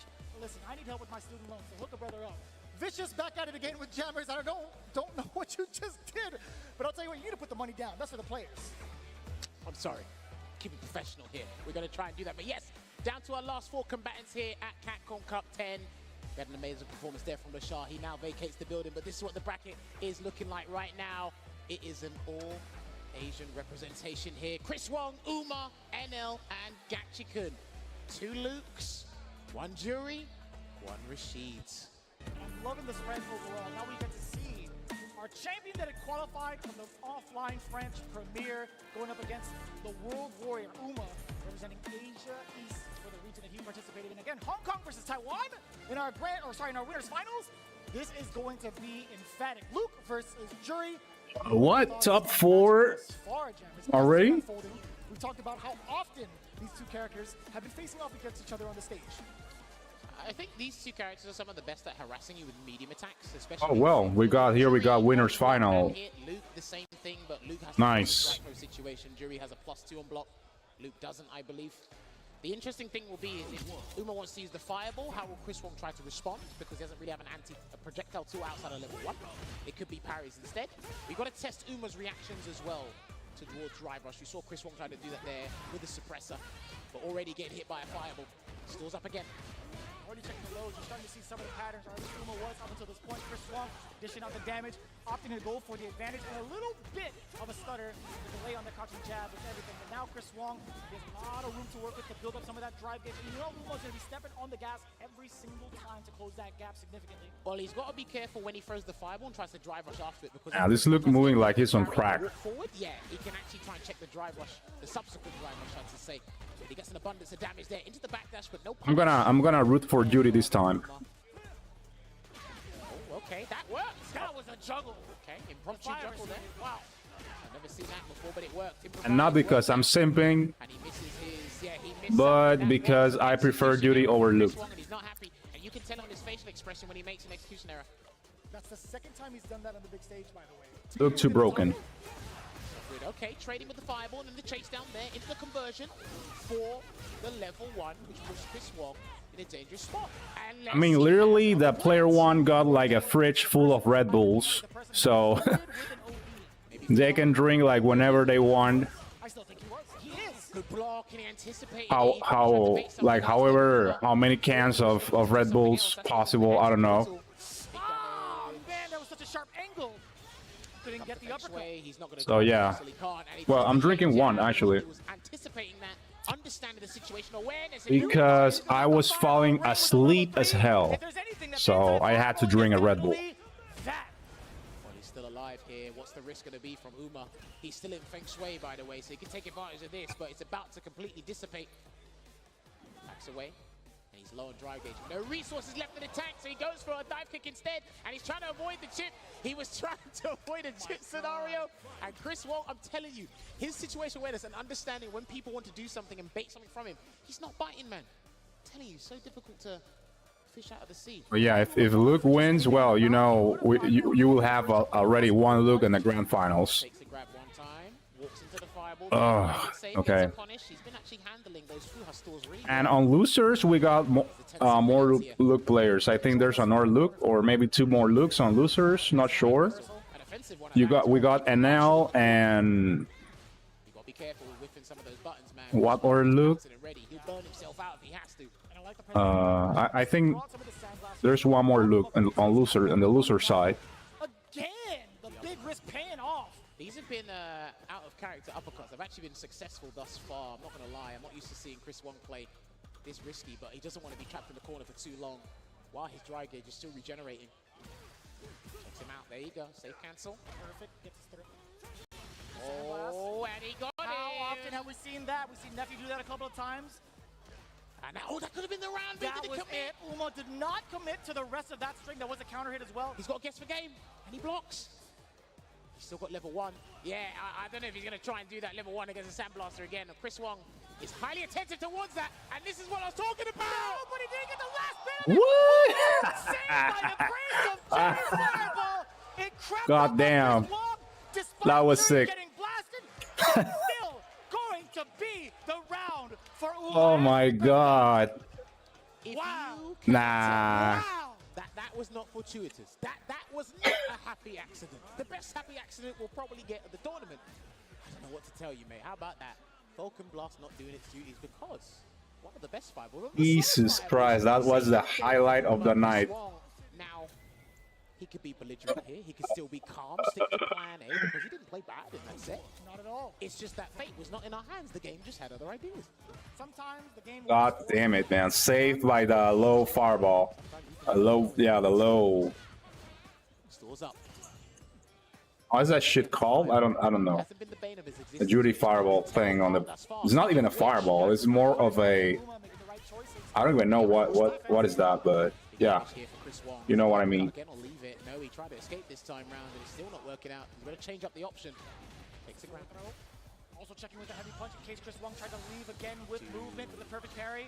Got confidence to even do that. What he was doing against DCQ before. Oh yeah, like a wave. He wanted it all, but it's totally fine. They put him in a very awkward situation. That Judy's wave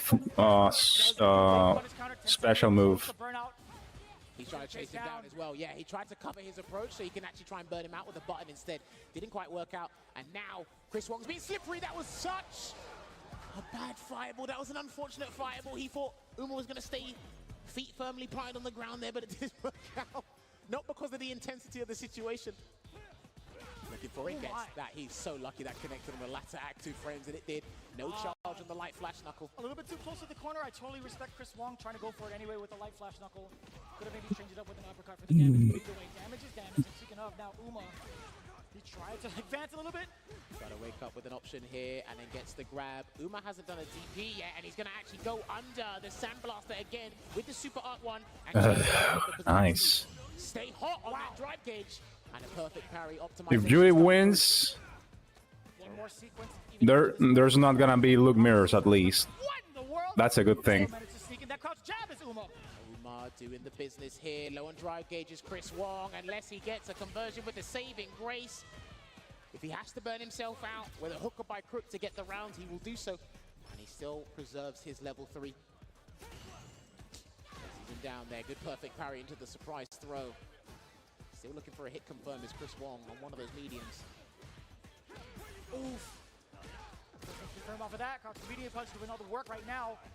Opts for the damage, dashes up, creates that space. Now we're back mid-screen. A Sandblaster to ring out Uma. He's challenged with the fireballs, but Chris Wong now he is encroaching on that space where it's awkward for the mediums to connect. I like that he's moved closer as well because you can't do the level 1 at that range. You can't humanly react to that unless you're superhuman. Shouts to Nephew for even showing me that in the first if place. he does it, I feel like I wouldn't be too surprised because he's on the grand stage right now. Backs away. I thought he was going to go for a grab there, but Chris Wong gets the delayed jab, and he's respecting that fireball and creates some space for Uma to work with until he checks a drive rush, and I think he's going to have to convert into level 3. Let's find out. You already know it. So this isn't going to kill necessarily, but it leads for a very, very tough situation for Uma to even combat out against. Uma's got to play it safe here because even if he makes the defensive choice, it might not work out. Oh, and there's a parry. No.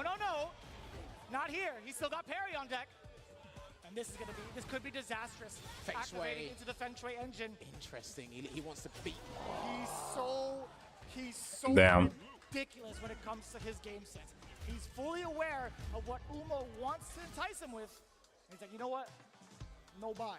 I don't blame him for that Feng Shui because Chris Wong was in the ambit in terms of drive gauge, and we talked about how brilliant Jury is at harassing you and inflicting that drive gauge damage, really fussed you to making a choice. He tried to opt for a jump, sneaking some damage beforehand, but Chris Wong comfortably, calmly walked under him. And they got the round there. And off to a fine start here is Uma in this third game. Okay, gets the 3-piece into the uppercut. Drive reversal, keep it offensive. What a call out. Oh, but he missed the flash knuckle. Interesting, like, he still chose to drive up afterwards, even after the block. All right, gets the fireball pressure here, and Chris Wong tried to steal a turn there, but didn't quite work out still. Gets a 2-piece, and then the DI, and he's going to keep it meterless here because he wants to regenerate as much drive gauge as possible.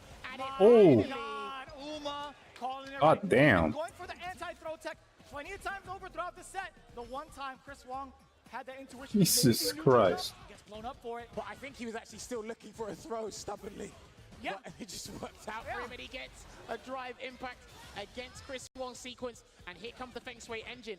He can look to burn him out here. Let's go, Feng Shui. Chris Wong still has a level 1 if he doesn't get this wrong. Good block on the overhead. Tried to steal his turn back though. That was a counter. Ooh. Still threatens the stun because he's in level 2 and it's about to completely evaporate that bar. Now, this Judy likes to put himself in the corner. So well. What was that noise? Yo, that was sick. Oh, this is winning though. Try to bait a throw, not doing it. Cheap damage. How Perfect. When have we ever seen that from Chris Wong? The whiffed fierce Uma. Keeping it calm, getting the light. Remember, he's feeling the pressure here. They're playing for a better position to earn themselves a boatload of cash. So even then, Multiple boats. multiple boats, multiple warehouses maybe. I don't know. If anything. There's a plethora of options. Maybe a treasure trove. Who knows? Maybe not in California. I know the rent's high here, but We can talk about that median later. Anyways. backs away. And then a perfect parry there and gets a delayed crouching medium punch, and he will flash knuckle his way to the corner. Oof. I respect that he didn't try and check that there, but he gets the snapback target combo into a delayed jab, OD flash knuckle. Light uppercut still gets the advantage. 10-10 Rin OD from Uma. Is that the first one? I don't think it's the first one. My recollection it could have been, but these matches happen so fast, and he gets the drive rush cancel off the first hit, the stand medium kick, because if that was the second hit, I don't think he would have been able to special cancel. So he got that.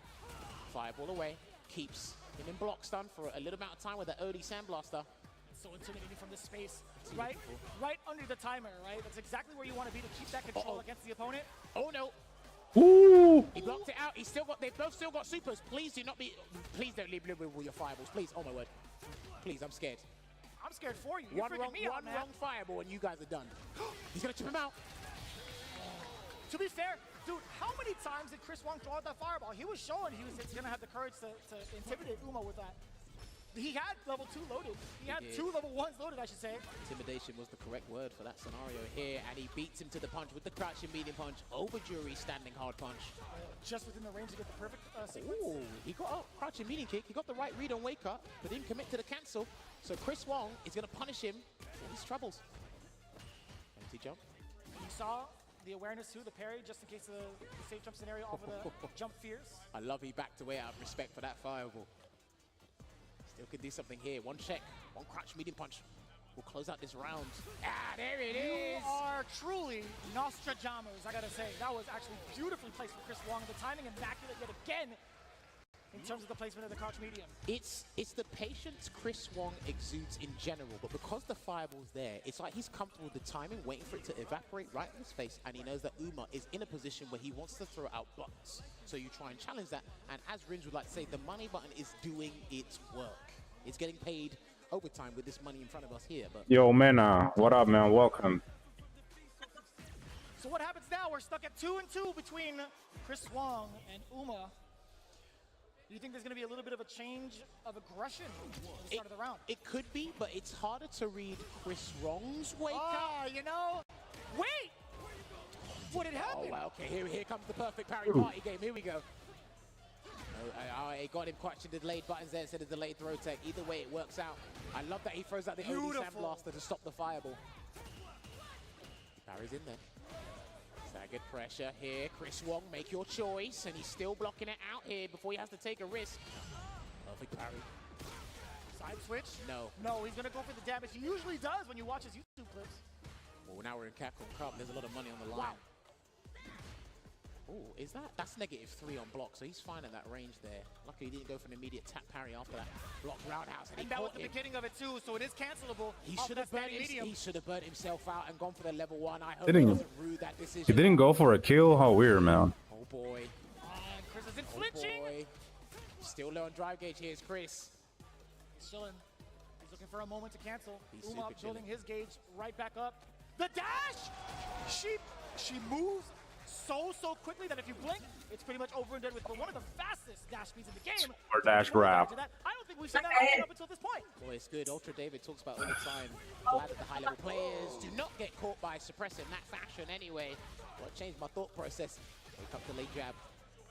Nice recovery. And then no feng shui, but he's going to use the OD projectile as a barrier to close the gap. But Chris Wong needs some space, and he jumps away with the jump medium punch this time. How's he going to activate Feng Shui Engine? He's got to be after the next block string, perhaps. That's what he might be looking for, but he wants to burn out first. There, he wants to burn out. Now he might try and go for it, unless Chris Wong wants to burn him out. This is a a tough spot. Even for Uma, I think it's going to be just fine if he gets that feng shui first. Just out of range. The perfect punish counter cross media punch bringing out. It's time to take him down to Memphis. That was precise spacing on point, and his reward is his drive gauge was completely refreshed to allow him to get the conversion necessary to put him in the driving seat, to put him in grand finals winning side, and he starts off firing on all cylinders. Oh, he dropped it. Final game, Uma. final round for both. The pressure is No, on. that Uma. was too expensive. That was such an extortionate amount of meter, and he's going to activate the Feng Shui to make amends. Really? And he's going to block it out here. Yep, he's going to block everything until the necessary moment. I saw that perfect parry. That was sneaky. That's, man, it's so scary to even try to attempt a drive reversal against the Feng Shui. Punish counter. Feng Shui no longer a factor. The backdash read. He dropped the flash knuckle again. That was huge because Uma has actually got him in a conducive spot here. Just take some big risk. Tried to take the big risk with the jump. Didn't quite work out there, and that could have been, oh, that didn't look punishable. But the back throw here, Chris just needs one buffer into level 1. And you saw him buffering away already. Let's throw. He needs to close. He needs to keep him close. He can't throw him again unless it's in the corner. It's that medium punch, no super. No anti-air either. The intimidation factor is there, Uma. He's still trying to close the gap against Chris Wong. Still damn it. up until Right, this moment. the dry gauge is back, so he's going to look for another cancel instead. Blocks it out here, staggered The lines. defense from Uma. The perfect parry. Feng Shui. We got to go into the Feng Shui. Right. Coast to coast. He has to play it safe and go for the safe jump. Do not try any gimmick. Just do the safe jump, please. Thank you. There he goes, still applying the pressure. Blocks the fuzzy. He didn't commit to the dive kick. He's still alive. Can he tip him out? And there you have it. Damn. With the Holy 2-sequence shit. Feng Shui engine peppering his opponent and allows him to create the necessary scenario, puts him in the grand final of winner's side.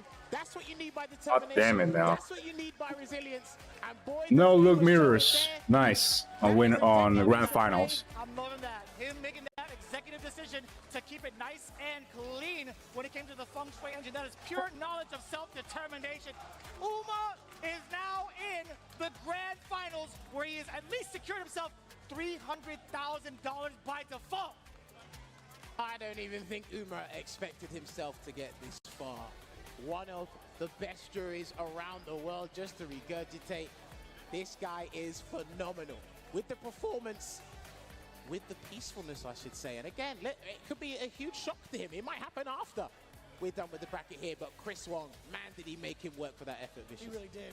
He really did. Taking a look at the reason why Uma had decided to do what he did. I'm sure it's going to be highlighted soon, but yeah, the Feng Shui engine didn't really pay off many times over, to be fair. Chris Wong had abused that level 3, taking away the fireball options from Uma, but more importantly, the spacing that he's taken at, that was actually mad sick. That was the first time I've ever seen Chris Wong really shaken up. You could see it from the player cam. That was actually crazy that the fireball lasted that long, but again, Chris Wong recovered nicely, off of the crouching medium punch spacing, overall his presence on offense. Dude, he exhibited all the matchup knowledge that's necessary to see in this matchup here, Luke versus Jury. But again, even his corner defensive decision making was actually fairly on point. It's just that Uma was still determined and he was still confident that he can close it out. It took it down to the wire here, and we know that Luke lands tremendous damage, but he still wasn't deterred. He was still faithful. I don't think we saw a super R3 at all. I think it was just level 1. From Uma? Yeah, from Uma. I think it was just level 1 and Feng Shui engine. Correct. I don't think there's anything else here. And man, did things get nitty and gritty in this part. God, what a beautiful punish counter as well. Yeah, look, he just Off of the closed it standing down medium here. kick, and that was the cancelable part of it too. But That was tense. even after the intimidation factor, we talked about it. Like, how is the aggression going to be like for either character, for either player? Really, Chris Wong was the one that really put the pedal towards the drive gauge and just kind of moved in on Uma's space. But I love the fact that Uma didn't back down when he saw the green. Dude, in fact, that that was the parry? perfect time for him to get his defense shining with the perfect parry. But this is the sequence that we were looking for, right? What would have been the option? It would have been a safe jump. And I'm glad he did it. That could have been scary, because if Chris Wong had walked under, we would have seen possibly a punish counter on the landing frames. And do you know what's crazy? He was going to stay airborne the whole time anyway, just to avoid any wake-up supers. And even Chris Wong, now, despite being super patient in those scenarios, you still have to have the confidence to walk under and burn out and still deal with the pressure afterwards. So I actually really respect that persistence by staying aerial, because her aerial superiority, not as strong as Cammy's, but it's still pretty pesky to deal with there. So that was stupendous stuff there from Uma. And that's the choice you got to make. Again, he was still in burnout, same time as Chris Wong. There could have been a super that would have rung out, so that would have been a really, really bad situation. I don't think he had enough life to even hold on to Chip for any super, really. But taking a look at it now, Uma is in your grand final spot for winner's side, Taiwan representing. But now, let's move on into the semifinals. NL versus Gachikun, Korea versus Japan. Whoever wins this, they got to fight. Oh, do you know what? Chris Wong will get his run back. Oh, that's because the person, for those of you who don't know, I was speaking about this F word time and time again. Stopped Chris Wong from qualifying through the CPT Online in East Asia. Oh, yeah? Then Gachikun stopped him from qualifying at Singapore. And there was 3 Lukes in top 8. So Chris Wong will get his run back in a tournament for higher stakes. But first, we got to go through this matchup first. Now, I remember I spoke to Big Bird about this as well. Shout out to Big Bird. Rashid is a strong character, but he struggles really hard, depending on who you ask, against the top 5. But the easiest top 5 character he has, or like he can fight against, apparently is Luke. Okay. Right? You can exchange both blows in the buttons. I wouldn't recommend it, right? Again, you could be super elusive. You can try other things as well to keep Luke on his toes. Don't be too predictable because, again, one mistake is much more fearsome than Chun-Li's in terms of the damage output. And you had mentioned this earlier when we played our own sets at the hotel. You were talking about the omnidirectional presence that Rashid can have to enforce some of the mix-ups if the ground game isn't something that you're suited for. Granted, Gachikun just so happens to be the man who is already suited for every type of situation. NL, let's see if he can handle the turbulent winds. Let's see, indeed. He's overwhelmed his opponents massively with his presence and his determination to get closer and closer to the grand finals. But he already opens things up with a forward medium punch conversion into Eagle Spike, and that doesn't work. A couple of reversals that will work against and make him whiff, but not against Luke. I think he's expecting the back recovery on that Eagle Spike knockdown there. Gachikun. Perfect parry is going to be huge here for Gachikun as well if he can get the perfect parry into the drive rush. You can already see a little bit of the struggle. The Sandblast has been such a pivotal part right now for NL. And speaking of which, when you see Gachikun committing to the fireball game, NL 2 steps ahead, already airborne. The counter hit is there for a medium punch. Again, punish counter, but no spinach of the bar, surprisingly. Well, turn around there, and then that's when he spends the bar. He heard your cries, he heard your pleads, Vicious, and he said, listen, let me slam dunk and get that round. Taking him there with the Eagle Spike, and then a back jump there, but gets caught with the heavy spinning mixer. Now he tries to bait something else, but patience there from NL. That's one angle. NL is already stuffed out. Let's see if he can continue on doing so. Gachikun breaking away from the pressure, but still getting clipped by a single Sandblaster. He didn't think that was going to hit, and he misses a chance to activate Yasar, so now he's got to be on the back foot just for a little bit. And you get a standing medium punch after that. Here he comes. Let's see if he pushes him out. I hope NL is not going to try and look to throw tech either. Oh, and he did a delayed button, and he still gets the pickup. Whirlwind's there. Oh, he's done. That's it. Yeah, he's done. Enhanced Whirlwind, more than enough damage. Gachikun tying it up. Expensive at that, but he's more than willing to spend those 2 bars every single time. Shout outs to the lingering winds. We don't need no Sylphie here. We've got Yasar to do the work. Rushes in again. It looks like that's going to be the way he's going to approach. Yeah, that's like, because it's interesting. If you're going to play traditional footsies with Luke in this battle, you might as well integrate the drive rush footsies as well. And it's not too bad. It's not too expensive to even try out that strategy. Going to the low 2 times over and forcing them to react to it. Yeah, which means he'll change up his button timings and he'll just be comfortably walking forward and whatnot. So exactly that. You got away with it twice, maybe 3 times. Now you're looking for that counter poke. But speaking of counter pokes, NL successfully gets one, at least the important throw tech for Gachikun to be in hot pursuit of NL. He's backing away. Gachikun's for anything he can react to. Yeah, he needs to try and keep his dry gauge low, and then he's going to do the Yasar to help close the gap. Just walk in on it. No drive reversal because the drive reversal will be bad at this point. Gets the overhead.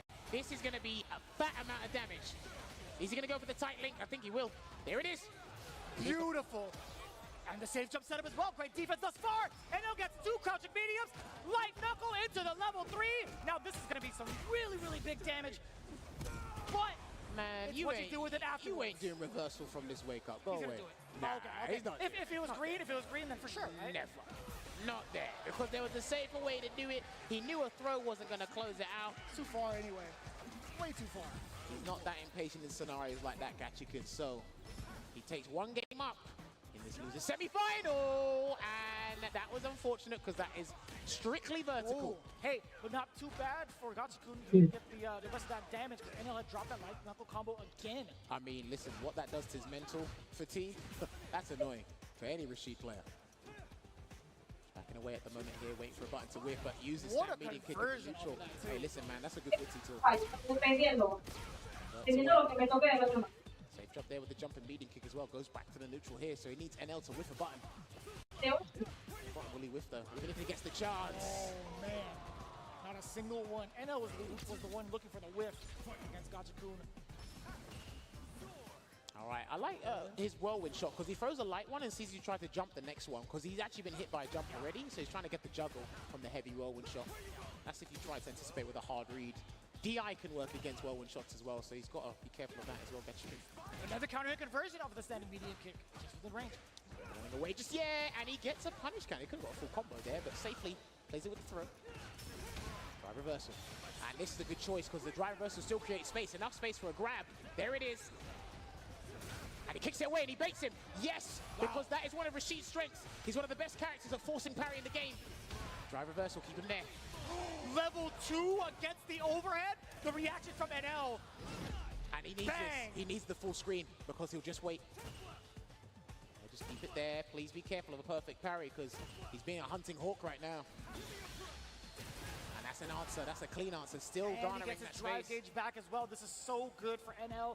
Gachikun still has a slight life lead. You saw the attempt at the suppressor. You saw exactly what NL was looking for, but Gachikun, the low medium kick from Rashid, it's just so active and it's so far reaching. An excellent counterplay from Gachikun. Well timed. Luckily it connected, got that conversion here because he needs to get that 2-0 buffer. Try to get the forward medium punch to connect in the first hit, but still the drive rush approach has been such a nuisance for NL.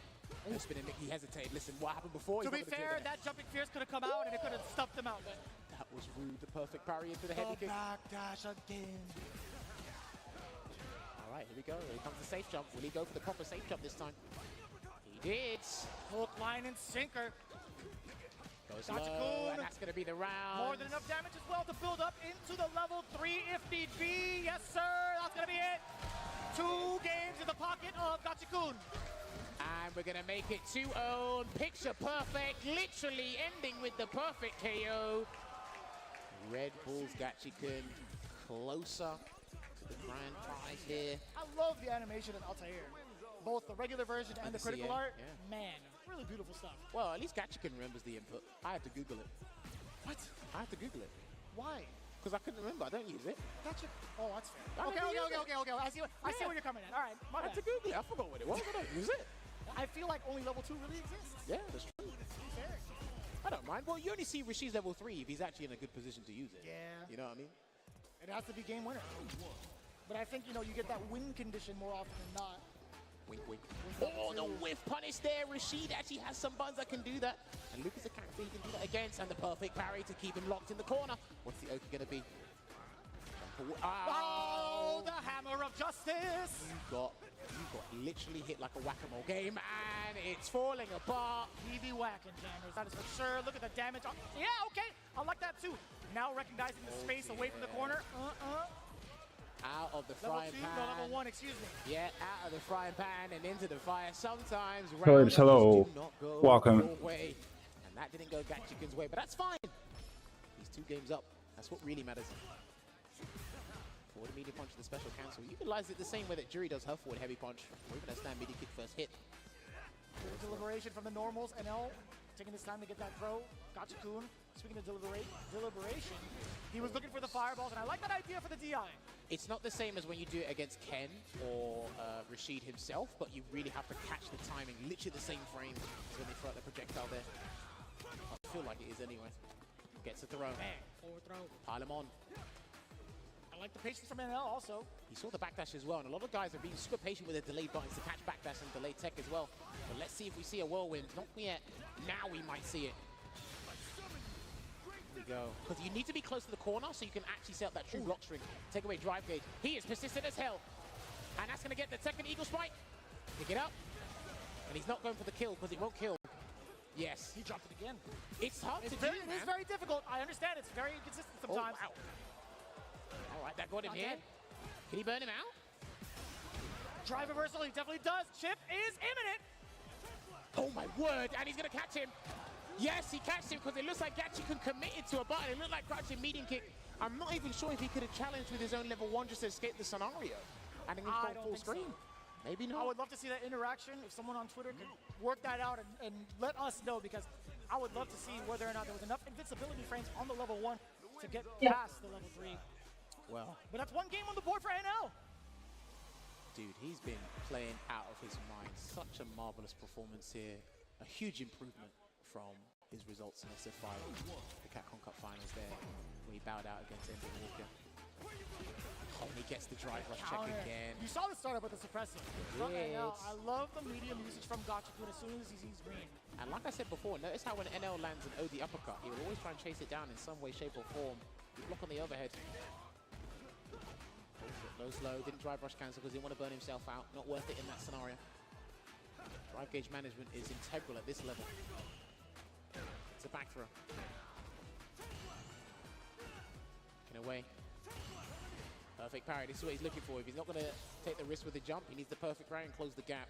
That's why he's keeping the game close. That's and that so is not the mixer he wanted. It has to be the heavy. It had to be an attempt for OD. Maybe. Even then. If you're pressing the 2 buttons at the same time and medium's coming out, Plus 1. There's a throw. He's built the whirlwind, so if things don't work out, he needs a little bit of space. And he's trying to back away, and I think NL knows it. That's why he's keeping in Vulcan Blast range. Do not use the level 1. Yes, he can bait the level 1. No, that's going to be... He's got to bait it. Oh, there's a throw. What's it going to be? Oh, wait a minute. Don't stop it. Jesus Christ. he jumps at the wrong time. NL winces back in his chair. Gachikun, nice and calm after that W. Very fortuitous. That was an executive decision because it was a low-hanging fruit there with the DI, but he had other plans. He's going to convert into Eagle Spike and run straight to the corner there. Delay button didn't work out, and he gets the grab. What's the choice going to be this time? Still throw text. Neutral jumping. What's he looking for with that neutral jump? Probably a forward medium punch or something, and that should catch him. Oh, no! This too far! Not quite. NL again shaking his head. This has to be all Gachikun in his favor. Counter hit 1. Oh, Wait, the Hammer of Justice doing its work. What is Gachikun going to do? He can afford to take a risk, and he doesn't. Is it NL time? It's just one button into a drive rush cancel.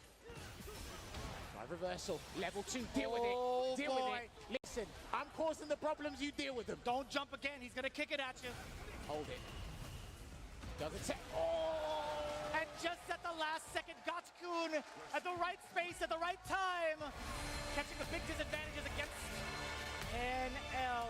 He's moving on into losers finals. So, big shout outs again to the man from South Korea. Give it up one more time for NL.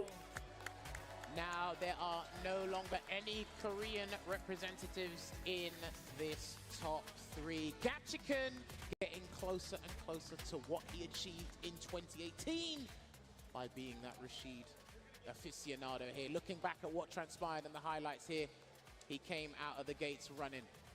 It was a brilliant start.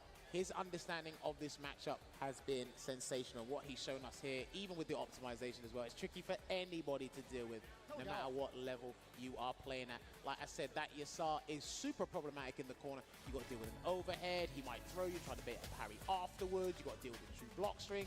It just piles on you like crazy. And the fact that he can get 2 in 1 round, well, that's just double the trouble. Yeah, you've seen the amount of options that NL have tried on defense, and all of it has just been, majority of it, I should say, have been shut down. Whether he wanted to wake up with a normal, whether he wanted to wake up with an uppercut, just like that, the safe jump, and the options around the dash up, too, after the Sky High, or sorry, the Arabian Cyclone, is just too much for NL to handle. I respect Gachikun. Well, first shout out to use the level 3, but I respect him still going for the down forward hard punch link. That's like basically a 1-frame link with a super tight link near the corner. Again, he's not afraid to try and be optimal and get himself in that conducive scenario as much as possible here. And even then, NL really had some good defensive choices at times as well, and I love this. Just like that, too. Level 3 as well. Oof. That was probably a huge mistake. I'm not sure if that was OD spinning mixer or the heavy one. But this situation here, this looked absolutely crazy. And I love the fact that he just backed away and did an OD whirlwind shot because it was fine to deal with there. And then this, you just have to deal with it. One of the ways that is safe for Rashid to actually utilize his Yasar is to just do a drive reversal and then send it away. Yeah. But after this, it was too much. And even then, you do these slight walkaways to bait a throw, but you have a specific timing that catches delayed throw and delayed button as well. We see it happen time and time again. at any sort of level there. Really? And sometimes you're like, damn, if I just press that button 1 frame later or 1 frame earlier, something like that, you could avoid that scenario. Even before the situation at hand, NL had the opportunity of a lifetime to use that level 3 past the fireball. He was just misjudging the spacing of it all, and then immediately after that, made a rash decision to kind of reclaim his space, or at least reclaim offense against Gachikun. But again, in those pivotal moments, he could not reclaim his mental. And that's got to be the green light for Gachikun. And you saw it. You saw how it turned out. 3-1 in his favor. So now Gachikun. There's one more look left, actually. Again, maybe potentially getting into the grand final seat, but he has to go through Chris Wong, and they've had quite the history in all of the offline premieres. Losers finals now. Chris Wong versus Gachikun. Run back here with Luke versus Rashid again. Could he do it? Could he take the man of the turbulent winds to get the championship? Listen, they were in the money anyway. That was a lot of money they were playing for fourth place anyway, right? That's I believe, if I'm not mistaken, this is like what, 300,000 to 200,000? No, I'm sorry, 200,000 to 100,000. This is actually kind of nuts. Dude, well, I mean, it's nuts from here on out because the disparity between 4th place and 5th place and after that is different. But listen, this is going to be huge. But hey, we got to give special thanks to the sponsors and the people that have been providing the headsets for the players here at the Capcom Cup, which is still series here. Big thank you to them for providing us with Arctis Nova Pro, which is the official headset of Capcom Cup 10. You can enhance the premium high-fidelity drivers and Sonar software. The Nova Pro is the ideal for any fight you take on. They are going to help someone become a millionaire in just a couple of minutes. No one from America this time. Again, big shout-outs to SteelSeries for being the headset sponsor.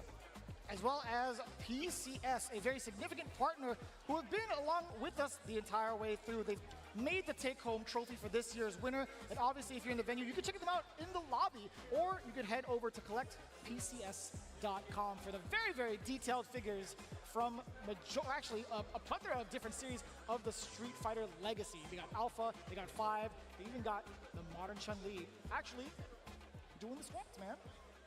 Doing the squats indeed. I need to take a seat. Great pickup. Yeah, we will be taking a seat. We do have our top 3 ahead of us, so don't go anywhere. When we come back, we will see who will become our first millionaire in the FGC. We'll see you soon.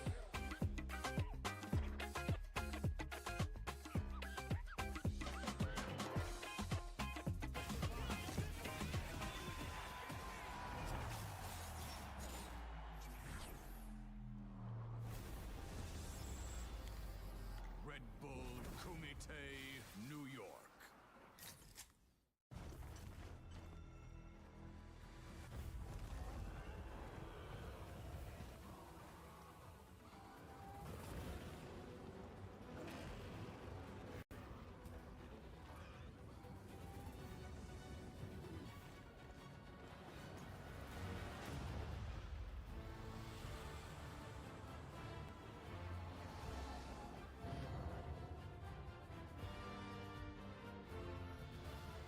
To me, Street Fighter means history.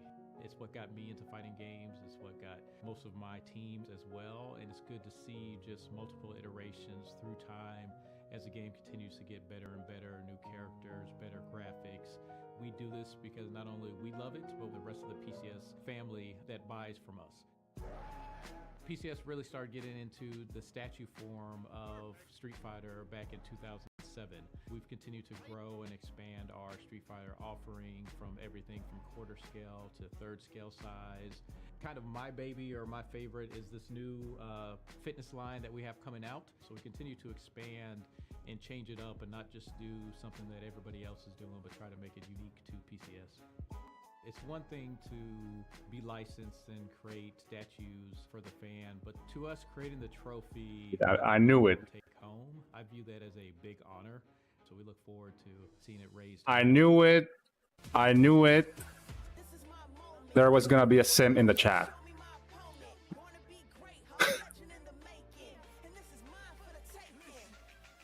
I knew it. Someone gotta say something about it.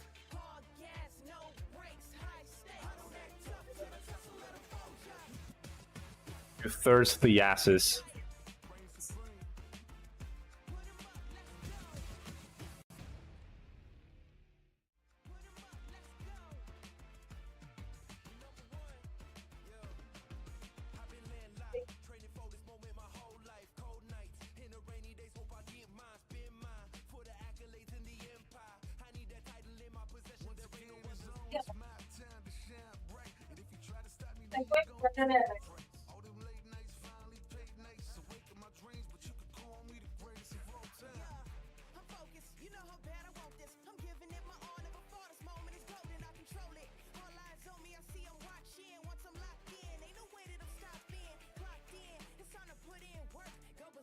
Yeah, you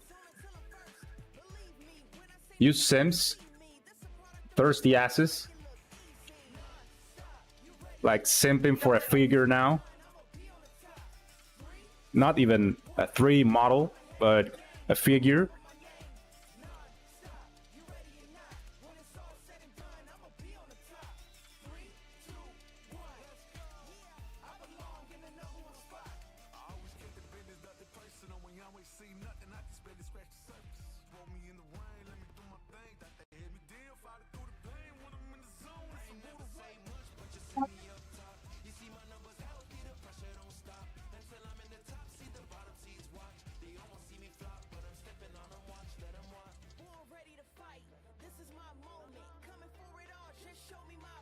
And where's Matt Villian? I need some help here.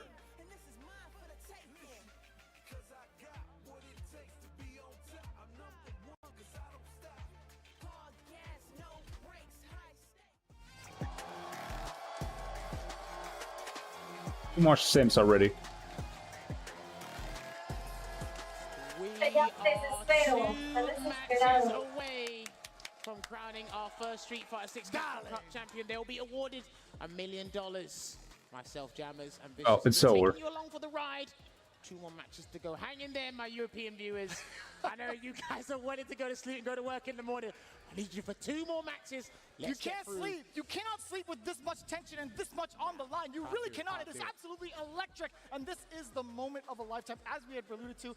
Again, this right here, Chris Wong versus Gachikun, a lot of history in multiple offline premieres. Like we said before, just to reiterate, these 2 faced at the Singapore offline where Gachikun, it was a tall order and he was still learning Rashid at the time because the character came out in July. I believe it did happen in October, the Singapore offline. So he didn't have that much experience, but his high-level understanding and being in the scenario as a tournament player, that persevered and got him here. Now, it's going to be an even more in-depth, a more intricate run back because they have much more knowledge, and these 2 play each other online a fair bit. They sure do. But now we've actually slapped an odd $200,000 to $300,000 on the table. So it's a little bit different this time. This is the money match right here for sure. Within the top 3, no doubt. Here we go. I just drank a can of Red Bull and it's putting me to sleep. To be honest. NL was doing there. He might walk in that medium range and then get the cancel. So Gachikun's button choices up close are going to be. Like, gave me nothing of energy, like nothing. I'm feeling like super lazy now. You already see it, the hammer of justice pounding away. Actually, a cup of coffee works way better. There goes the 3-piece there. Try to press a stand hard punch, but identified, gets perfect parry, and that will close out round 1 for Chris Wong in this losers final. It felt like a very standard set play type scenario as soon as Chris Wong got that first opening. That is for sure. And guess what? That hard knockdown gives him that exact scenario again, but great defense from Gachikun. And you see it, man. He is hammering away with that crouching medium punch, forcing Gachikun to press the button. And guess what? The button does hit, allowing him for the SR setup, but it's pretty close. He's one of the best people at dealing with the SR, but let's see. He's going up against the specialist, and he gets opened up with the Eagle Spike. He mitigated the damage, though. That's fine. And he reversals with an uppercut. Gachikun no longer has to take any really big risks considering the life, but man, he still tried to get in with that roundhouse. Oh yeah, maybe that too. Yeah. She. It's gotta be. It's already passed. He's already been. Maybe that too. Who knows? 50% of the drive gauge. It's time to go to Memphis yet again. There you have it. Game 1 to Chris Wong. He's definitely got to be careful with his button choices. Up close at the mediums, he's ready. When he moves himself out of range, he wants to stand roundhouse, especially the stand roundhouse. Crouching heavy punch and stand heavy punch to whiff. So it could be super scary to play that game with Chris Wong in terms of the footsie battle. No whiff punish there on the stand medium punch. That could have been clipped by anything there. Still waiting and adjusting that spacing. Micro steps are necessary. So rebuilding that gauge back from both ends. Chris Wong Steadily creeping up. Gachikun, yeah, he sees the crouching medium punches back. Yo, Infinite, welcome, man. How's it going? Whatever counter poke, excuse me, that Gachikun wanted to get out. Flash knuckle. Yeah, man, not top 8 wasn't good enough, unfortunately. Well, has to run in and take his Oki there. Good block there from Chris Wong. He's got a very firm understanding and confident in how to deal with Rashid's Oki situation, because Rashid has some of the best Oki in the game. So waiting it out there. Yeah, he wants Chris Wong to whiff a button, but he's being patient, slowly working him down. Oh, that was at the perfect timing for the counter hit. Gachikun. Yep. Not going to be overzealous with it. He understands what he has in the drive gauge. He's going to be playing that spacing game pretty well. Perfect carry on up, forward throw. Doesn't have level 2 just yet, but he's going to be building up little by little. I love the bait there. Get the dash and super patient there, and he's going to get the counter hit conversion into the stand medium kick to close out that round. Again, he's got to go through some of the best loops in the world. He's done it with NL, and it's going to be an arduous task against Chris Wong. Team swiping away already. Gachikun at that max range to get that crouching heavy punch. Chris Wong now he's steadily creeping. That's the second time he's gotten that opener against the overhead. That's the only button he really needs to use against Rashid's tool set, and he gets a throw bait here. So how is Gachikun going to respond? Wakes up. That's the second time he's answered with a wake up button against the safe jump scenario. And the perfect parry, and he went for a crouch fist instead of a stand medium punch. I guess he wanted to take off more drive gains than possible, but he can burn him out here, and he will do that with Altair. It will burn him out. That means he's got no level 2. But that's fine, because he's actually in a highly beneficial scenario here. Near the corner, burnt him out. Gets the stun. So sneaky. Now, can he get the round is the question. He's going to have to do the sky high, and he's going to burn it out. Heavy spinning mixers to do it. And it's just enough damage towards that tail end of that as well. You know, you're looking at that situation exactly. Chris Wong had 3 bars to his name. Even if he managed to mash out of a string, or at least before the DI had hit, sure, it'll take out a lot of damage from Gachikun, but I think in that scenario with Chris Wong down 3 whole bars, Gachikun would have been totally fine with it. Hence why the risk he was taking with the DI. And it's fine. It's only 1 apiece right now. That's the scores on the doors.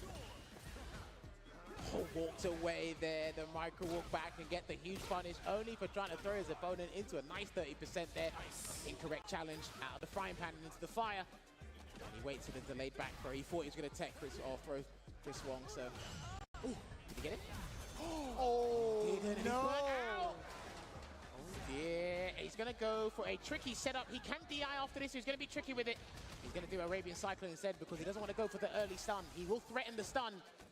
There's a throw. Tried to press the button afterwards. You saw the counter hit. Still gets him grounded.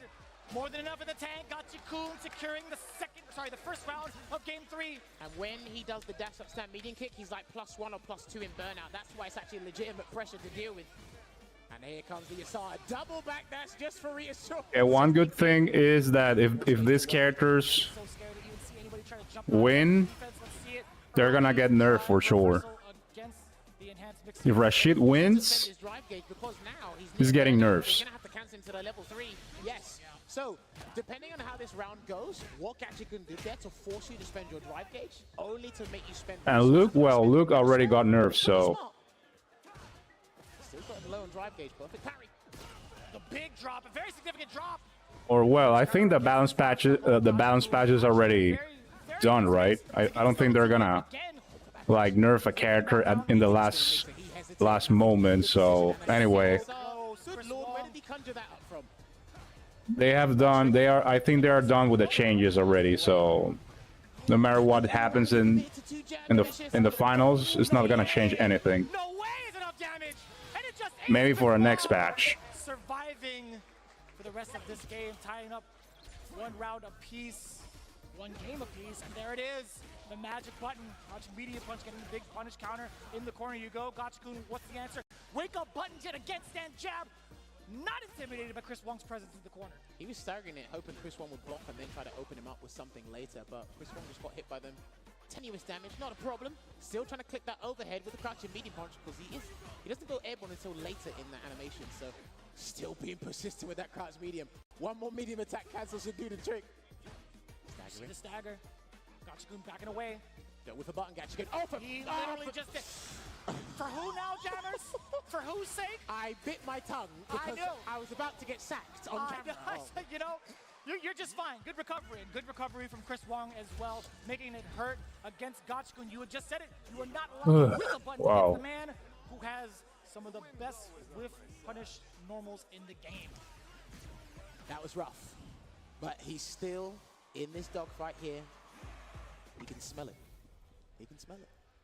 Too wild for me right now, Jammers. I need you to tone it down. Chris Wong up 1 game against Gachikun. See if he starts here again. Hopefully he's not super deterred by what's happened in the neutral when he's with buttons and so on and so forth. He's tried overheads as well, but Chris Wong just being resilient and checking everything.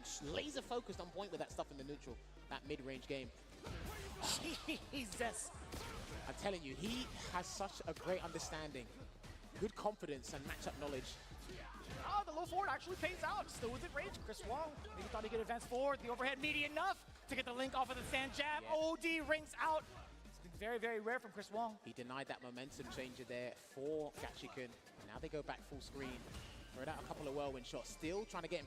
And this is what's interesting about Chris Wong. He'll try and walk forward and perfect parry the whirlwind shots instead of jumping. Because that's the low risk and it can actually turn into a high reward. In terms of positioning anyway. Still can't whiff a button. Speaking of positioning, Gachikun is trying to still keep that space against Chris Wong. Maybe he's looking for a dry rush perhaps, but he's not going to be whiffing any buttons soon. He paid for it in the last game, and you can see the different approach. He's absolutely going to be standing okay up until this point. As long as you're within range, Chris Wong will definitely attempt to check your walk back. And there's a spinning mix-up, but there's no Yasar to cover the tracks, and he's going to take the round. He has to take the round from this Tempest Moon into the Rashid kick. He didn't need to do that. But that was fine. I will take that. I don't know if he could have got the pickup from the medium spinning mixer, but just for reassurance, he spent the bar. Wow. And I'm only talking about that because he's given up Yasar momentarily. But he gets the anti-air and he flips out. I just heard someone scream in the crowd after that whiff. Jesus. There you go, backs away, gets the back throw here, does Chris Wong, and he'll chase him down. Just by being The perfect parry too into the roundhouse. I didn't even know he had enough time for that. Jeez. Trying to perfect parry the overhead. Still trying to get in that range to stop Gachikun from doing anything with a medium attack. Oh, and you saw it, yeah, Gachikun tried to press the button on the way down. Chris Wong letting the ring with the fierce, no stagger. He's walking back and forth. Yeah, he's not Gachikun is absolutely not biting. That's the second time, the second instance he's caught Chris Wong trying to walk back and tease. He's got to summon the whirlwind shortly. There we go. It's got to be here. Isar time. The turbulent winds are coming. Don't go forward. You better seek shelter. Category 5. Block it out. True block string. Good patience there. I only want to see who's gonna win that $1 million. That's it. It wasn't. He took the gamble and we saw the note of approval in the player cam from Gachikun. And he said, all right, I see you. And again, that's not a crazy choice because that puts him, that propels Who's gonna become a millionaire? That's going to put him in grand finals. Gachikun's got 1 bar to his name. A little bit closer to that possible win condition. If he can land a proper sequence, he's already got the punish counter. He got to throw. Back dashes again. His defensive choices and knowing what high-level players want to do at specific situations has been phenomenal there. And I only won at least. He's got to do the whirlwinds. I'll be happy with 100K. Gachikun over the edge against Chris Wong. Still has a little bit left. He's got to get another one. Yeah, he's just going to let it linger there. It's going to linger for a little bit longer, and he gets hit. Like, I think 100K or even a bit less is going to solve all my problems right now. Well, with the projectile priority. We're going to a final game, ladies and gentlemen. Gachikun riding all of the momentum of the wind, establishing that dominance with the life lead, getting himself another lifeline and a shot into the grand final seat with Chris Oh yeah, Wong. that's right. The Veil is the final boss. So the real grand finals is versus Veil. Is waiting. You know what's amazing about this tournament? This is the most I've seen players just not hit the rematch button. I wonder why. It's strange, isn't it? With this much on the line, I really don't blame them. Interesting. From earlier on in top 16, there was plenty of rematches instantly, but they know what they're doing. Oh boy, that's a huge damaging. But yeah, 8K definitely will definitely help a lot. Yeah, as well. 10K, yeah, 8K, 10K would be amazing too. Defensive choices from Chris Wong have been so on point, at least for this round. And look at how much of the life lead he has. He could take risks if he wanted to and throw out a normal, but it's going to be Sandblast. That's still a risk in and of itself at that range, and it's going to be totally fine as he puts himself in match point again. Chris Wong, One round the What, way $8? in the grand final, but what a Like, check really? drive rush once again. What you're gonna buy with $8? A 6-pack? He's taking the damage each And that's every it? time. And a check. And he knows that distance where people just want to do an arbitrary drive rush to change up things in the neutral. And he will save himself $8. from being burnt out. How can you even live with $8? Shit. Say the same. Oh my god. What he wanted. There is a moment for Gachikun to get. Oh no! That's it! Chris Wong eliminates Gachikun. Oh my god. There's gonna be a look in the grand finals. He's going back in to face off against Uma. Numerous times in that set. Oh, there's a look. He's managed to avoid some I didn't see that. There's the whole. There's a $1 million back there. to the bracket closer. There's a bag full with the millions. Fixated on Chris Oh my god. I didn't see it until now. What a representation from Hong Kong, I must say. Listen, it doesn't ring the same as saying you are the champion, but Gachikun, How come I didn't see that? Capcom Cup champion, walking away The gold. with $200,000 is still a very impressive amount of money, but also just as important. Jesus Christ, man. Like, imagine sneaking. There's a lot of fatigue that really settles in. Imagine like sneaking there in the Maximum capacity. stage Let's to not grab forget as well, some. He had to do Luke matchups back to back. And there is a fundamental difficulty for That's Rashid true. in this. Shit, that's You when. say that because you are so That's when He being tried and invincible it's super entertaining as well, but we gotta give his flowers. would work Rashid like crazy. actually dealt with the Yasar beautifully the majority of the time there, and was still able to keep resilient because again, Rashid has a very complex toolset that you have to unpack. We talk about this time and time again. Luke is just keep it simple and effective, and it is absolutely powerful. So there's not much he needs to change outside of discipline as a player. You have to integrate new tools, new strategies, mix that in with drive rush as a Rashid player, and it can be mentally taxing if you've seen it. But the fact that he took it all the way down to the wire, Gachikun, was brilliant to see. You started to see a little bit of cracks in Chris Wong's defense. Gachikun really abusing the ranges that he was at, or at least willing to stand at against Chris Wong with low medium kick. But again, I feel like it's just a death by 1,000 cuts. Rinch says it all the time because of the fact that Rashid's not going to be the one to deal out some really big damage outside of a super situation. Hence why Isar is so effective to push not only the positioning, but also the mix-up factor.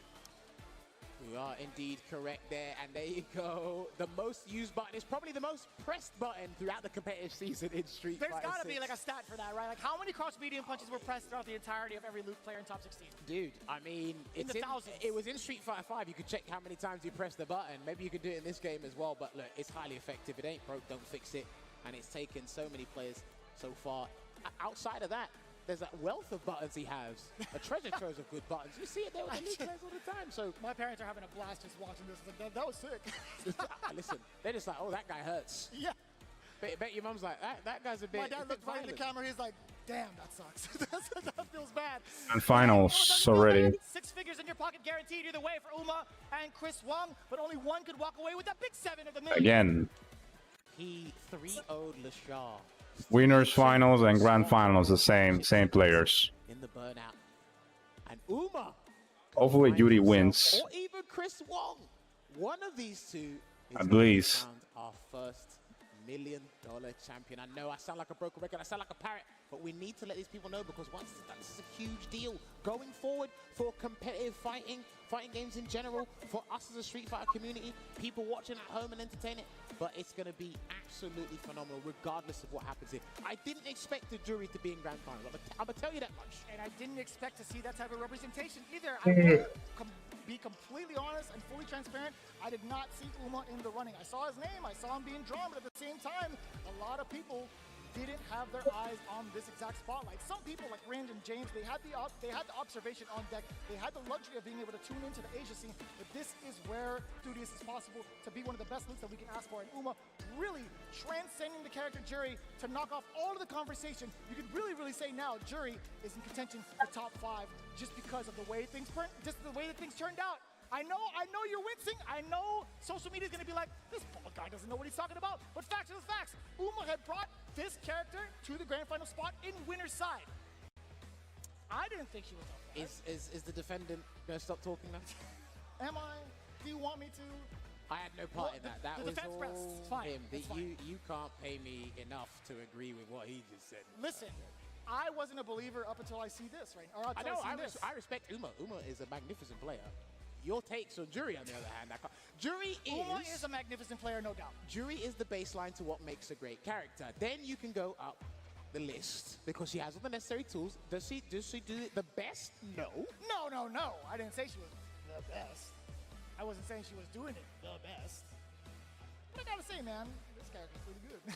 I know she's pretty good. I wouldn't say she's top 5 contender good. She's in the top 10. I'll give you top 10. Fine. 5, no. I was trying to recreate the narrative here, and I totally get it. No, you're trying to propagate the wrong information. I get it, man. Listen, he was trying to propagate the wrong information. We're not trying to spread erroneous information here. We're trying to make sure you guys I was bribed to do it. I promise. I saw someone hand the money over. You don't even try it. Stop it. We're going to get in trouble. We're legit going to get in trouble. All right, we are getting ready for the grand final. One more match to go here. It's been a hell of a time from the group stages all the way up until this point. An unprecedented moment. We never thought about this 5 years ago. We never thought about this 10 years ago. But somebody is going to get the crown. I wish they got a crown because the SFL guys got rings. Maybe they could give them a crown. Maybe they can give them the safe down on the main stage. That's the most European thing I've heard you say. I know you're UK, but still.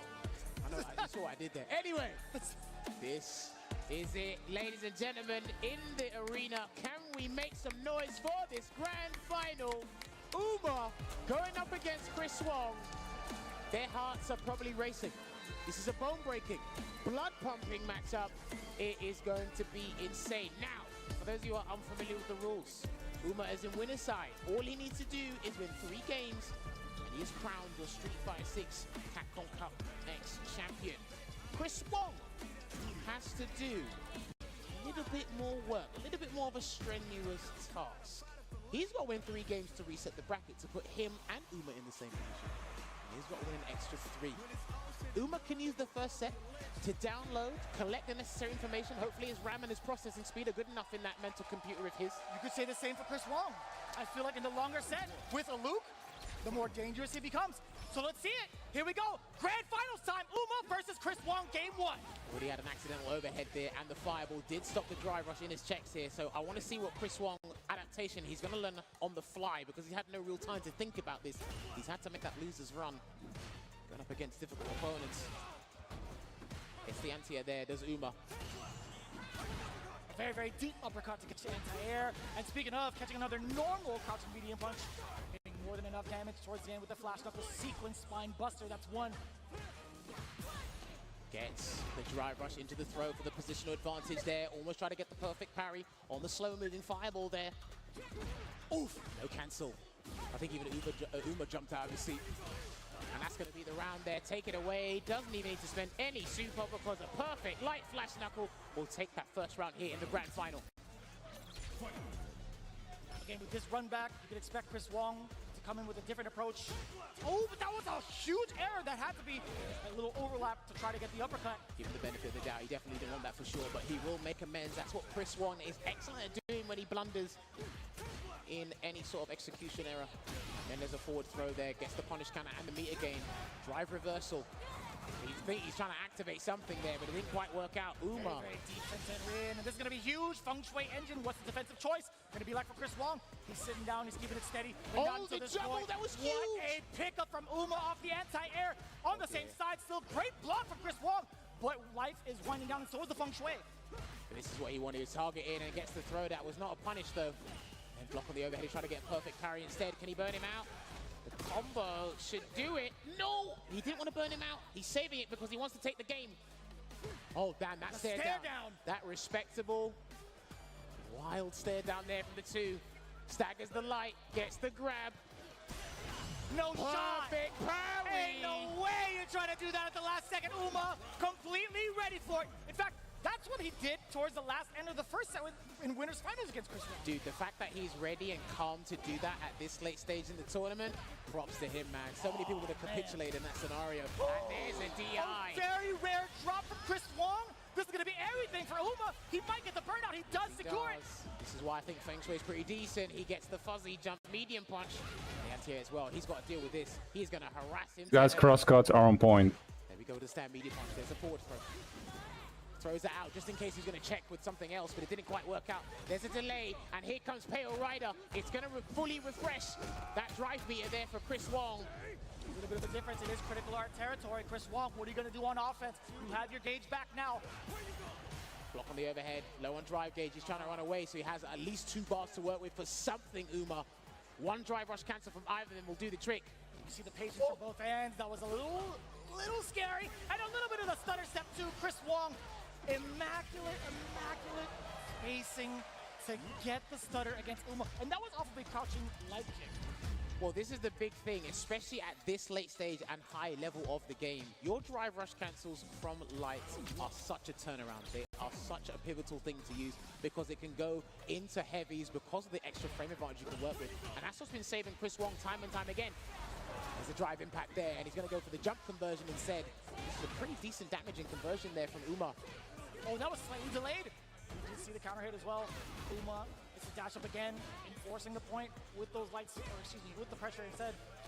Forward throw, punish counter. No, well, okay. he still got it. That was actually so slick for Uma to go for the crouching heavy punch anti-air. Nothing too committal with Tencent Rin, right? Because Chris Wong had the option to go for the air flash knuckle. Slowing it down there, throws out an OD fireball in the neutral. Chris Wong still trying to do it, and that looked like crouch fierce drive rush cancel. I think that was the button I saw. There's a delay, blocking it out here is Uma, trying to get out of the corner here. There's a neutral jump. He's got to be careful as well. Still holding it down, trying to find a drive rush cancel in some way, and luckily the store stopped that. But Chris Wong capitalizing the whole scramble. Very deep in that safe jump with the hammer. At the same time, so deadly. Respects. And the counter DI for the round. That's going to be brilliant, and we've got to give props because the prior sequence, he actually allowed Uma to get a regular jump, but he thought he was going to do something else like the Shah was doing earlier today, and he was able to block it out and get punished before he had to do that counter DI interaction. Very high-end risk from above. Let's see if Uma ever goes to that tactic again. In the meantime, let's take a look at Chris Wong and the way he's controlling the... Oh, what in the world? You react to the flash knuckle? Reaction. That was actually beautiful. That it was beautiful. Oh, sure. so was that. Perfect parry, puts him in the corner, can burn him out. And that's why he's trying to avoid getting burnt out. You're gonna have to make a choice, do it on your own volition. Oh no, never mind, Chris Wong's gonna do it for you. He's gonna confiscate your drive gauge with the eraser. He's gonna get a nice little Oki situation here. Back dash! What a read defensively. It's gonna be the feng shui engine. Let's see what Uma can make out of this. The corner carry, safe so jump. Significant as well. Oh, no. Yeah, that was hot air. He didn't have anything. He didn't have any sword. Zero Fukaji to the tank, and also 0 life left. Chris Wong with a dominating 2-0 thus far. Well, I wouldn't say dominating. That was actually pretty close in rounds as well. But 2-0 nonetheless for the side of Chris Wong. One more win for him will reset the bracket, but we'll see if Uma has something to say about it. But what does he do at this point? He's actually done all he can, but again, the damage disparity between these two characters, it's not night and day, but it's something close. And sometimes you have to overextend to even force a Luke player to be galvanized into doing something they don't want to do. And Chris Wong, his mental fortitude right now is amazing to see. Let's see if Uma can turn this around. Stand fierce into the drive rush cancel. We'll get that flash knuckle conversion across the screen. Ooh. Tries to base something there. I love the high-level players doing drive rush cancel into specials, even if it helps level up something there. What a snipe out too with the heavy. Chris Wong immediately seeing green, immediately passing out into red for Uma. A lot of damage coming in. Yeah, he's gonna be facing like this as well. He was looking forward to that fireball. He was trying to escape, but that roundhouse chase down after the drive rush. Sneaking in the drive impact as well. Tencent Rin, what are you gonna do about it? Backdash there, and he didn't do the jazz, but he gets a second chance, and that missed. The heavy release missed, and that's gonna be blocked. That's gonna be parried. Even more so. Wow. Uma with the retaliation on the board. What a bait. Of game 3. Oh, damn. I like that. He immediately stopped the momentum to stop the drive rush, checking the crouch and medium punch there from Luke Uma. Again, dashes into danger. And again, trying to go for the anti. They haven't been working against Chris Wong. I noticed against Chris Wong, they haven't been working, and he tried to make amends, but it didn't work out. And Chris Wong is going to build an abundance of super meter here, but he's going to do a safe jump instead and deal with this the honest way. Oh, wow. I was going to ask, does Chris Wong force the critical arc out of Uma with the drive impact. No, instead, still manages to clip him. I was talking about in the corner, right? You have a character in burnout, you have such a significant life lead, and there's a critical arc stop. I was wondering if Chris Wong would have gone to that decision. But either way, that's all said and done with. Into the next round, Uma still sitting at 3 bars, Chris Wong at 2. Great defensive sequence there from Chris Wong to regain the drive gauge lead here, and he's just waiting for anything. Some movement to react to. Rotek again. Almost got the drive rush light punch there. Didn't quite work out. I see Men RD do that a fair bit. He was talking about that earlier in the hotel. Excellent anti-air. Got him. But even more so, excellent reactions against the drive rush medium punch coming in from Uma. That's not what he wanted. I'm not sure if that could have been punished by a light attack. But Again, anyway, he went to the well either way. Chris Wong making sure it hurts the next time Oh, around. dear. And speaking of making it hurt, it's getting a bit scrambly. He's going to get punished and he's going to be burnt out here. So his drive gauge will be suspended. are the nerves playing a factor against Uma? Let's see if he's going to use a super to get out of there. Chris Wong's going to do death by 1,000 cuts. He will threaten that stun. It is a low-hanging fruit. Waits That's there. it! The spine buster! Ladies and gentlemen, we are going to a reset! Yeah, the reset. Chris Wong resetting it in emphatic fashion, 3-0 against Uma. What are you gonna do now? That's the question here. Taking a sip of the water, staying hydrated. Stay hydrated, gamers at home. That is super important here. I think even because it was 3-2 in the winners final, that could have gone either way. I think after that point, he said, okay, I know what I want if I get my potential run back, which that has come to fruition here. Dominating fashion in this first half in the grand final. So this is our final 3 games here at Capcom Cup 10. Somebody is earning $1 million after this first of 3. I am so glad we are commentators because I would not want to do this. I felt under pressure the moment I walked through the door, Jammer. That's why I'm not a player. So, let's see. The beginning of the end. All tied up again. Losers bracket for both here in the grand finals. Uma now brought down to Chris Wong's level. Let's see if he fires on all cylinders right now, and he goes for staggered pressure here. Loses a lot of drive gauge in the process. Or something, and a hard read there with the jump. He wasn't doing that in the first game, and that was a read on the Sandblaster for sure. And I saw a backdash there from Chris Wong that gets punished. He's going for all the OD moves there. It's Uma. Look at this. Got to bait something. A huge difference in aggression. Chris Wong not ready Oh, for another grab. defense. And this is You need another grab. You know, Uma, he could take this damage, but what happens after this situation with the advantage on knockdown? Excellent defensive choices and the punish counter. You know what? Either way, if it was a fireball or not, even in normal, Chris Wong didn't have enough life to retaliate with a DI of his own. Well, Chris Wong reeled back in his seat because I think even he was surprised at that choice that Uma made, but he's got to switch things up. And boy, has he done it and delivered in spades in that first round. Crouching medium punch there. He's looking for the conversion there. It's Chris Wong, but Uma's making him block, so he has to change his mind. Suppress it, didn't whiff. Oh, the uppercut. No slam dunk there as well. Walks forward there, and then walks undone. No punish counter, but he got something to work with. Punish counter is there. Another, actually, he's gonna back away. No big conversions. Thankfully for Uma's sake, it's a walk out of the corner. Well, without any big damage. You get all the real estate to work with, so I think it's the safest and most conservative choice. And here comes the Feng Shui engine again, and he lets it rock. The delayed hit. Oh, that was the counter hit. Was that delayed from the side of Uma, or was Chris Wong just really adamant about pressing the button?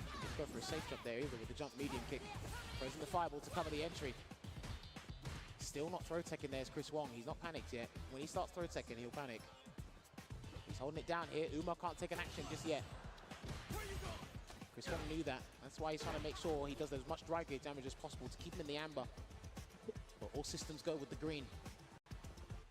Just weighing it out here. I think for either player, any single hit confirm can lead to destruction, and Chris Wong is threatening that with that exact crouch medium punch within the space.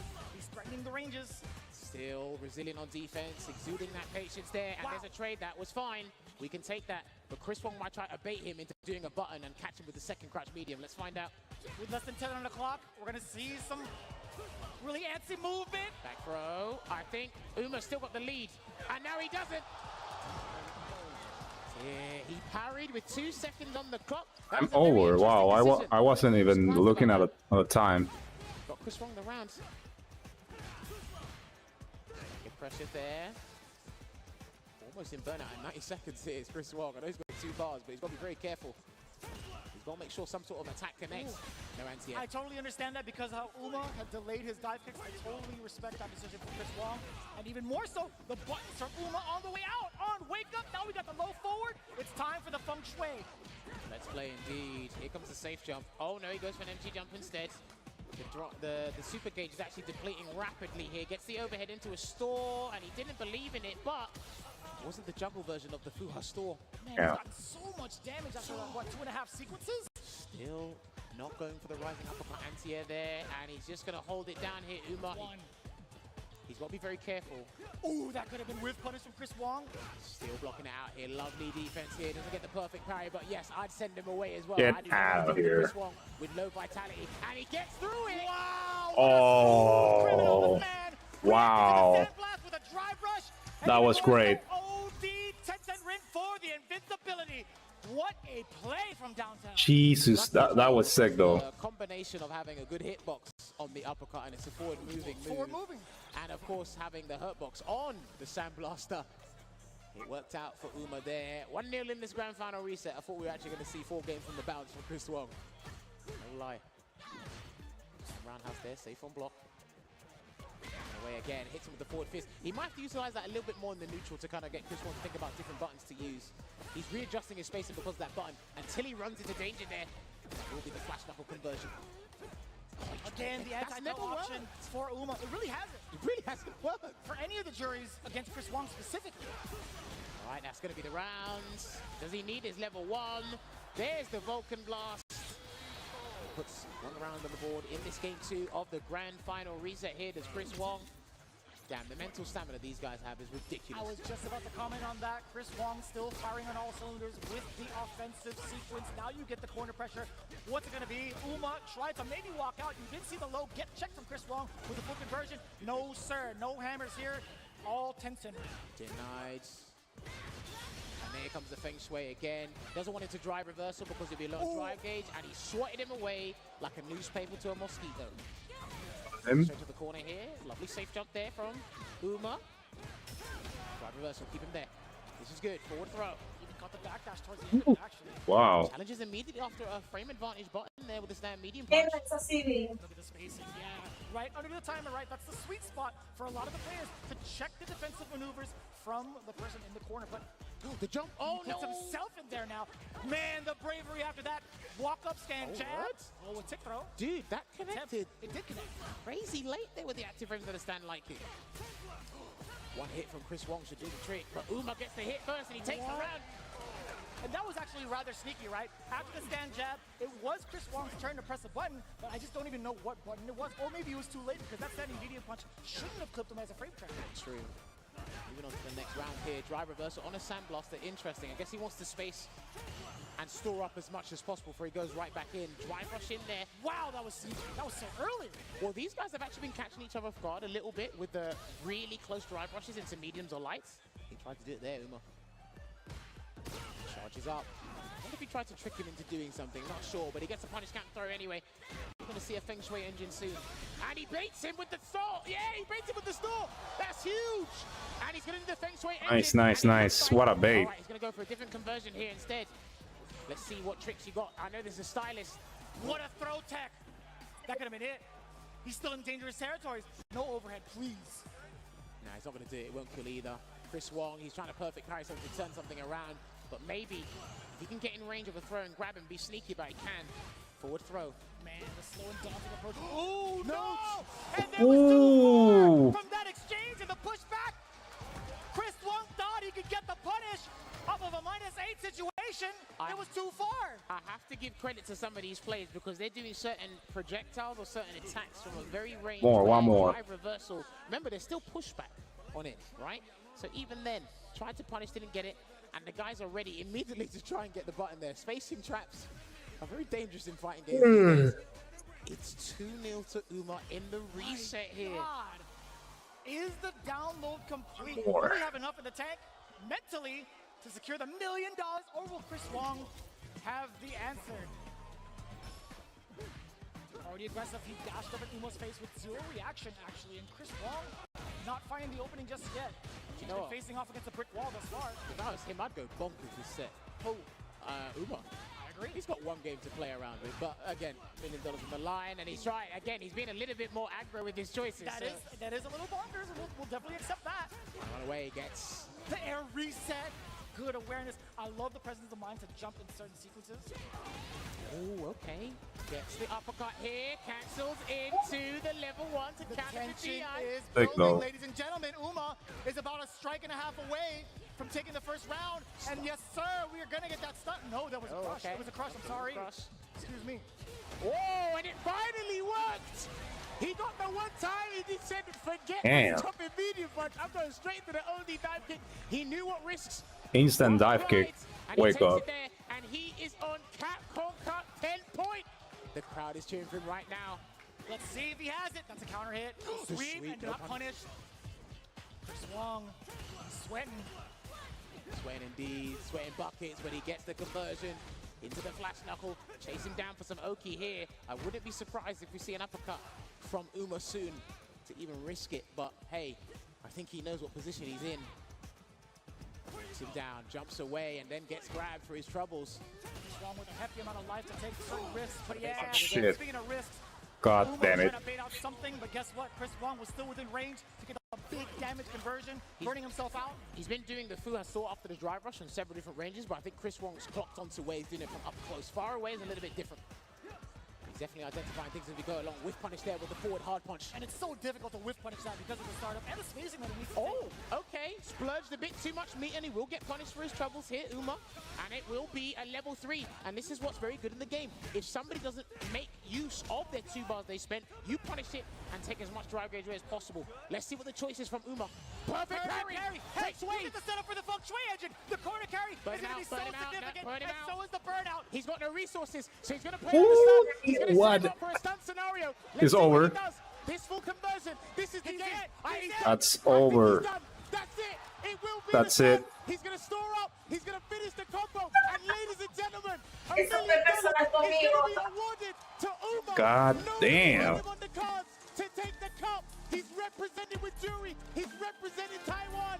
And he will be your first $1 million champion for Street Fighter 6 Oh. here at Capcom Cup 10. That's my back. Immaculate from start to finish. Now he can grab the back and go home. Outside of the pools, in the group stage, making his name known amongst the crowd. Ladies and gentlemen, your Capcom Cup 10 champion, Uma. One more time. Well played there indeed, but we got to hand it over. We see our hosts on the stage right now. Let's hand it over to them. To Jesus Christ, and now our imagine Street Fighter 6 champion. he's from Taiwan. Okay. For our Capcom Cup 10 runner-up and winner of $300,000. Well, second place actually got in second place actually got a lot of money too. Not 1 million, but Second at Singapore. shit, I would be even happy with third place. I'm gonna lie. Now you are second in the Capcom Cup. Why? How were you able to stay so strong consistently for so It's a long? lot of money, man. First of all, because I am a salaryman, I'm not a full-time gamer. And then after work, every day I practice 4 hours per day.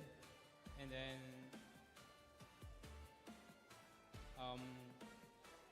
Japanese player always invite me to custom room to play fans for them. And the champion, Yuma Kagami, also is my practice partner. Yes. Chris, thank you so much, brother. Amazing performance. Chris Wong, ladies and gentlemen. Phenomenal. You can go ahead with Uma. Ladies and gentlemen, it's been a long time coming. From the beginning, Street Fighter has been building up to this moment. And now we have our Capcom Cup 10 champion, Uma! First SF6 Capcom Cup champion.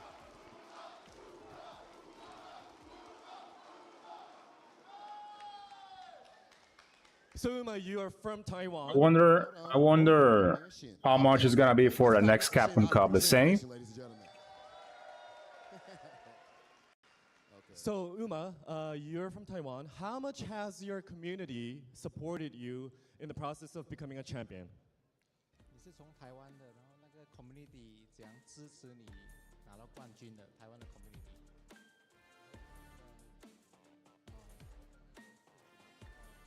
我很感谢台湾的社群还有我的家人，就是很支持我参加这个，机会拿到这个冠军。You wanna say thanks to the whole Taiwan fighting game community and his family and friends. That's why he has a chance.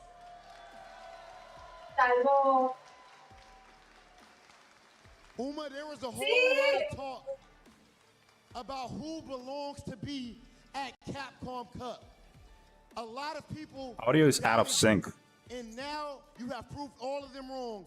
When did you know that you could win this tournament? When did you know that you would be the Capcom Cup 10 champion? 有这个本事可以赢到这个卡布 K 冠军，你在这个什么时候发现了你有这个潜质？就是他公布奖金有100万的时候，我就知道这个冠军我拿定了。He says when the Capcom announced the prize money of 1 million, he says that he knows he's gonna get it.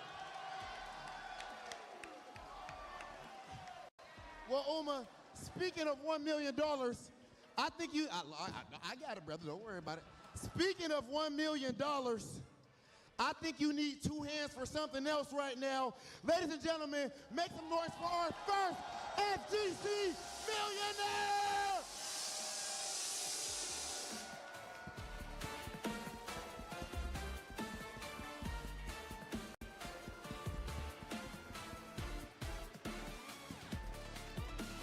Ladies and gentlemen, as amazing as the event has been, as phenomenal as Uma has been, we also need to let you guys know that next year we have some phenomenal things planned. Ladies and gentlemen, let's look at the Capcom Pro Tour 2024 trailer. When you go looking for strength, it's not like a game. This is what makes a champion. Those quick reactions and the reset. Chris Wong is your CBT front. Paris Premier champion. What on earth is going on? Will get it for him. And he gets it! Kanano is your champion! We gonna turn up the heat! Not there's the finish! He punches the ticket all the way to Capcom. He hasn't dropped a single game! Absolutely flawless! Round.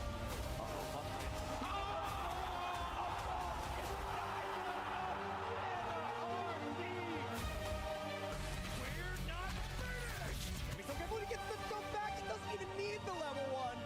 What is happening?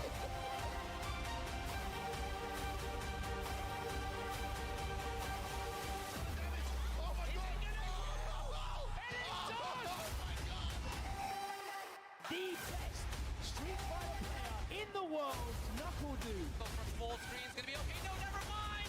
It's Meta RD! It's all about taking that first step. And now we have a very special and very important guest with us today. Please welcome with a big round of applause, President and COO of Capcom, Mr. Haruhiro Tsushimoto!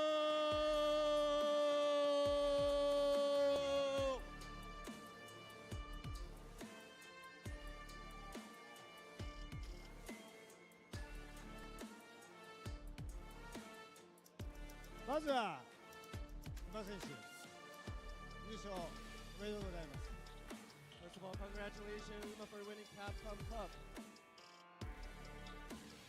また世界各国からのカプコンプロツアーへのご参加、ご視聴に誠にありがとうございました。 And also like to thank everybody who attended and watched and was involved in this year's Capcom Pro Tour. Thank you. 今シーズンはストリートファイター6発売目1年目を記念して特別に賞金総額をアップして開催しました。 We had the special prize pool for this year to celebrate the first year of Street Fighter 6. 皆様のおかげで大変大いに盛り上がる大会とすることができました。 Thanks to everybody, we had an amazing tournament. 来シーズンの賞金総額規模感はこれまで通りとなります。 Next year's overall prize pool distribution will be similar to previous years.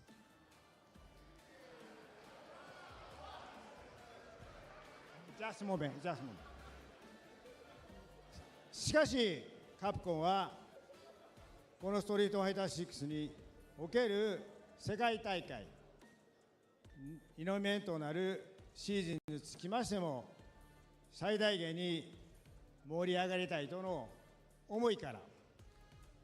However, Capcom is looking forward to the second season of Street Fighter 6 tournament, and we want to make the most of this opportunity. 次回のカプコンカップ1位賞金については、 So, next year's first place prize money for Capcom Cup will be 引き続き100万ドルと決定しました。 $1 million!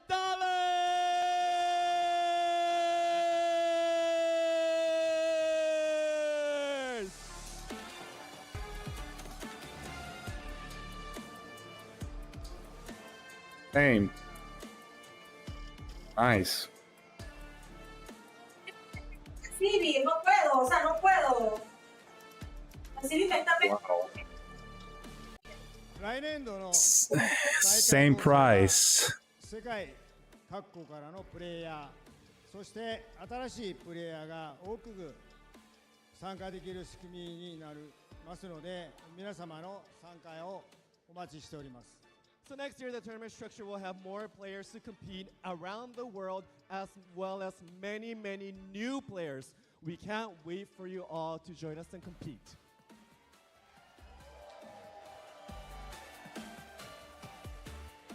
来シーズンのカプコンプロツアーは6月スタートに予定しております。さらなる情報に Next year is gonna be definitely way better. More characters, different game, ありがとうございました。 Thank you very much. balance patches. Definitely gonna be way more interesting next year.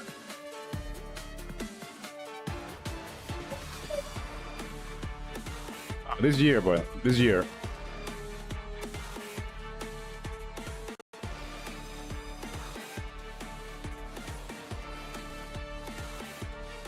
This year's CPT definitely gonna be way better.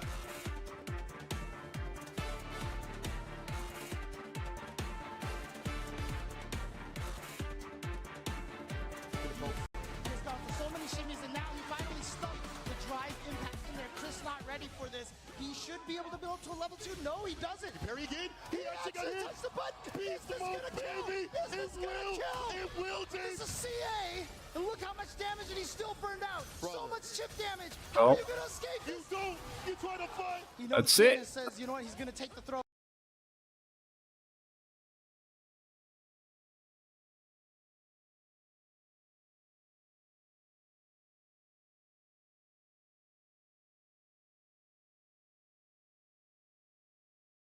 Yeah, always the first season is like that, always. First season's always stale, man. It's definitely gonna get better with time. This year Capcom Pro Tour is gonna be way different. That's for sure.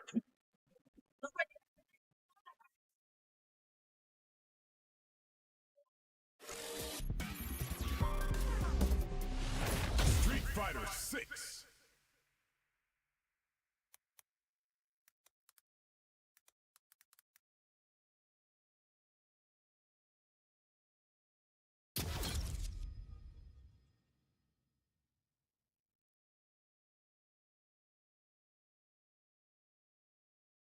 Be right back.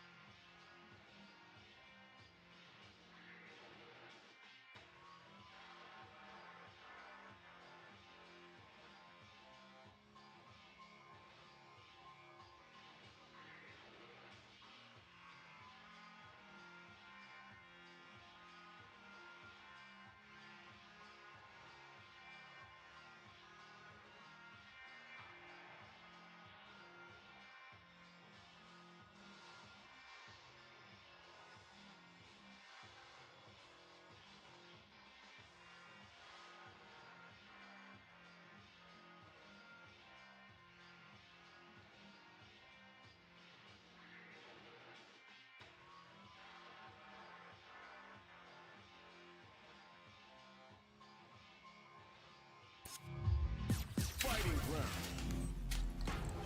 Practice training. Training room.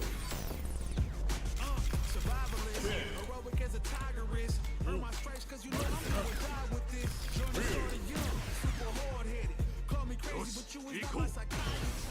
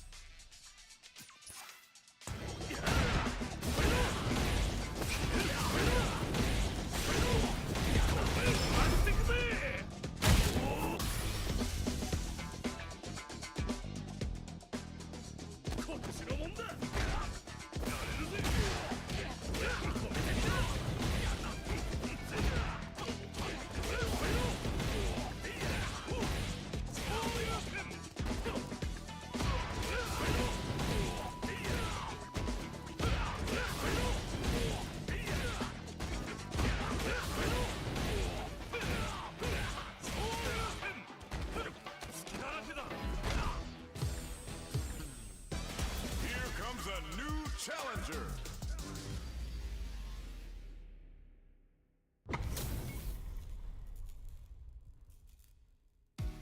You fail. Round one. Fight.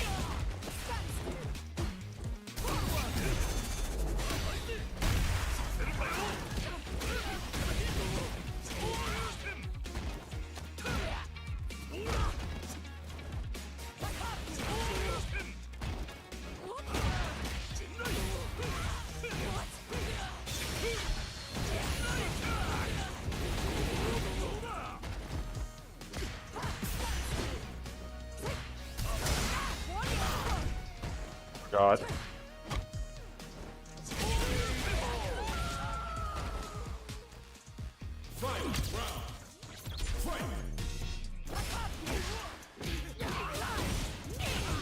They never stop a drive rush, man.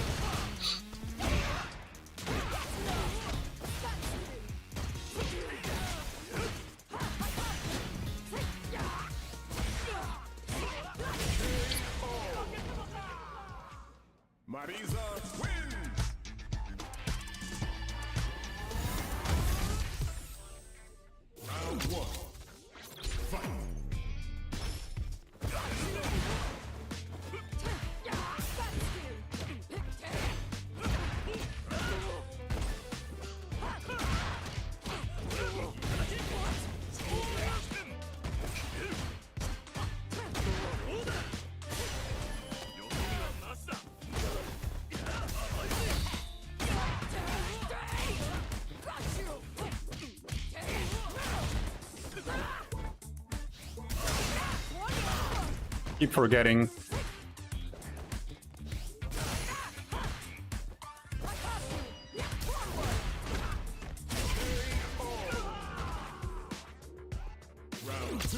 This character is giving me a lot of problems, man, lately.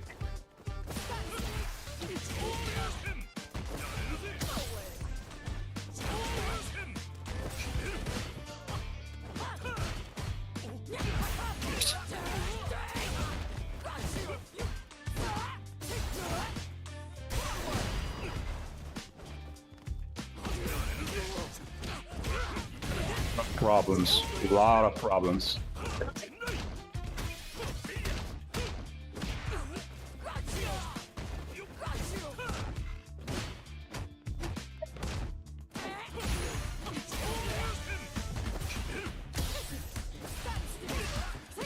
Jesus Christ, man.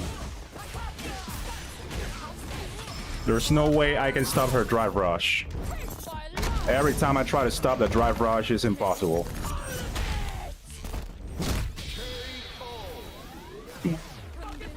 How do you even stop her drive rush?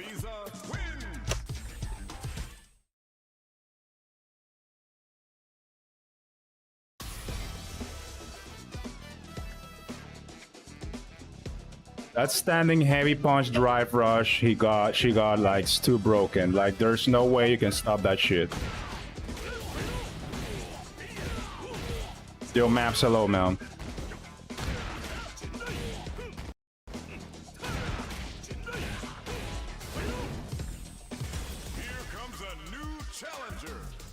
Damn it, man. That mashup, my god.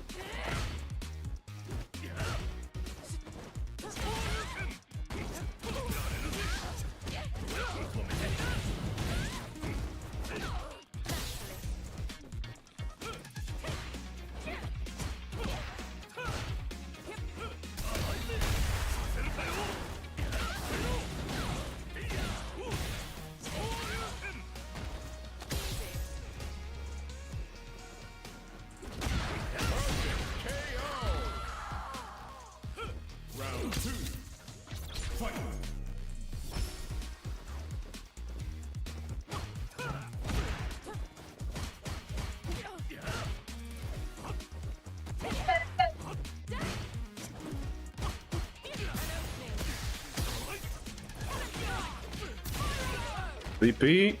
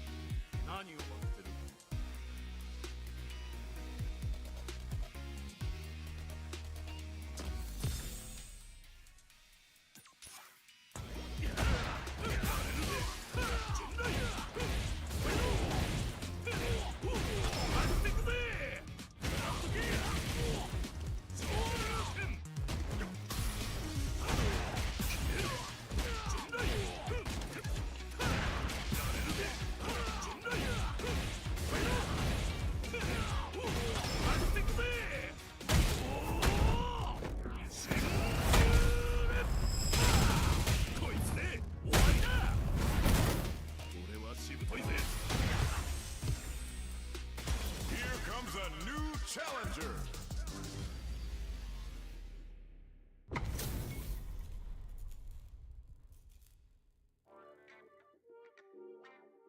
Let's get round one. Fight. So you can go. Perfect.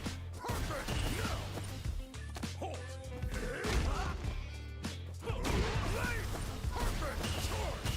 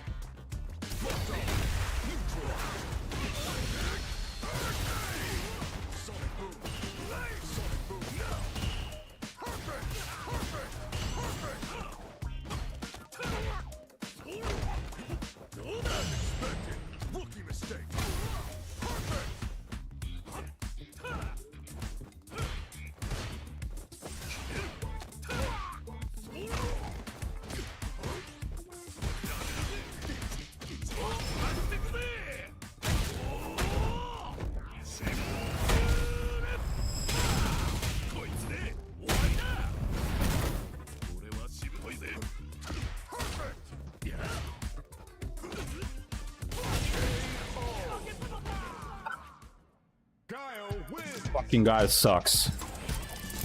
Jesus Christ.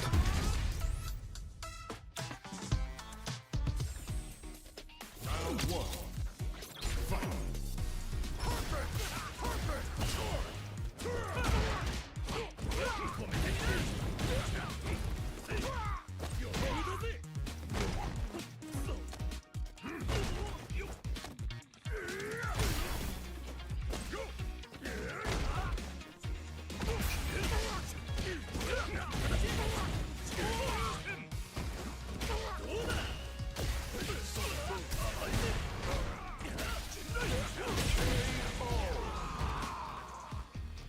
Round 2. Fight.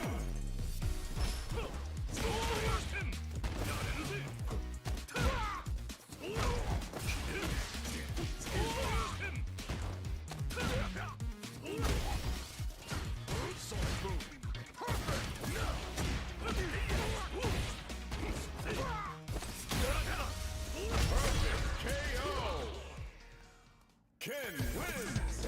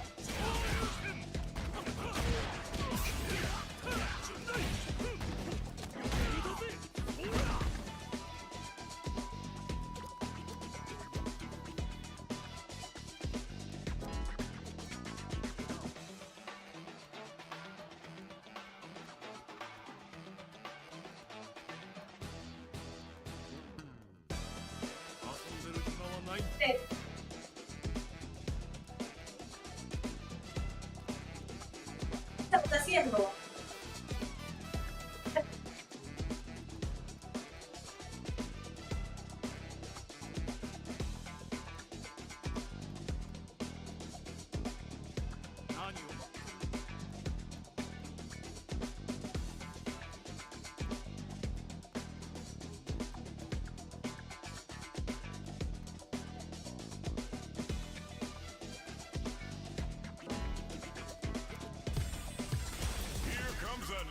Challenger.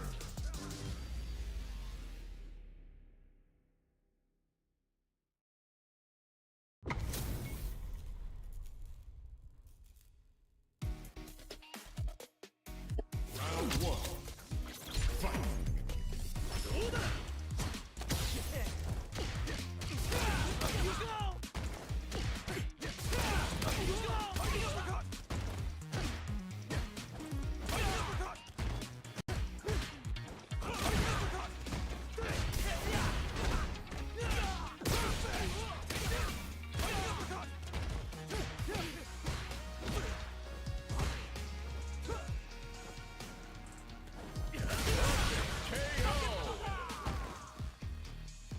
Round two.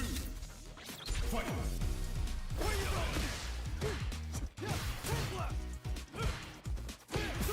Got a Smurf loop now. Nice.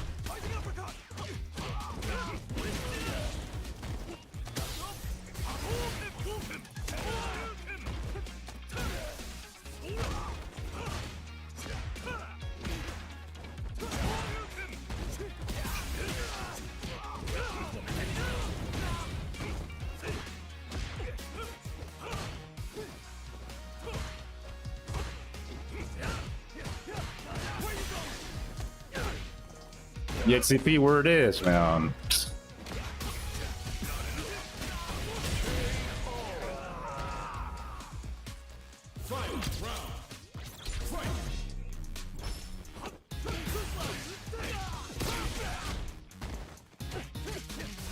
Yeah, this guy's not diamond. Definitely not diamond. Fucking smurfing account, I guess.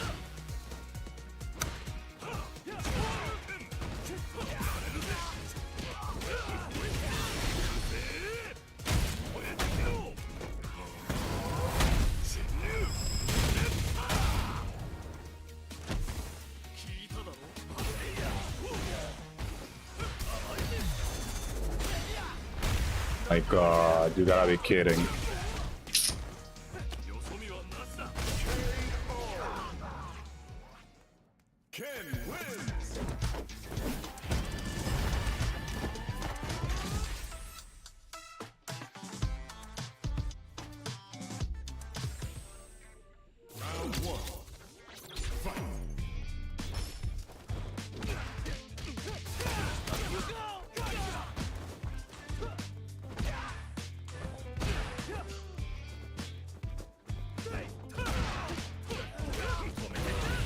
Why people fucking tell me to participate in tournaments like it's fucking free to do?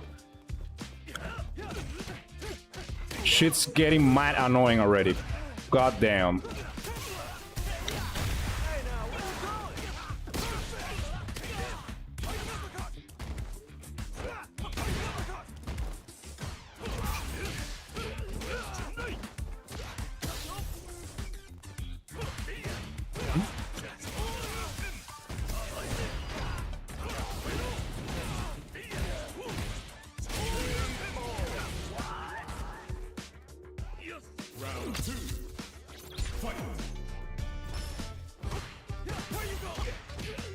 Like, it's getting so annoying telling me like, dude, participating tournaments. Oh, so fucking easy to do. Sponsor me then. Fucking sponsor me.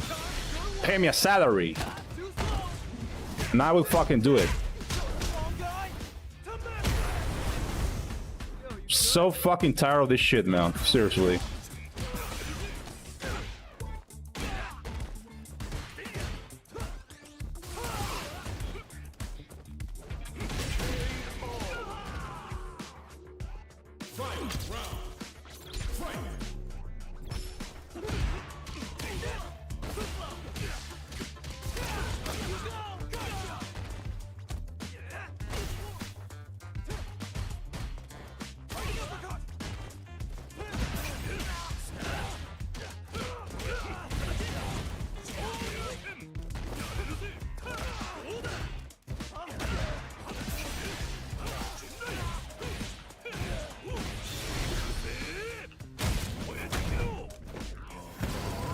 Online tourneys are free, but man, still, man.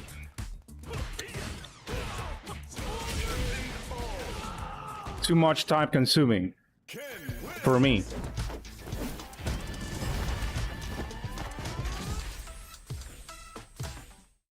But most people actually ask me for going to mayor tournaments, not even online, which is like even more annoying.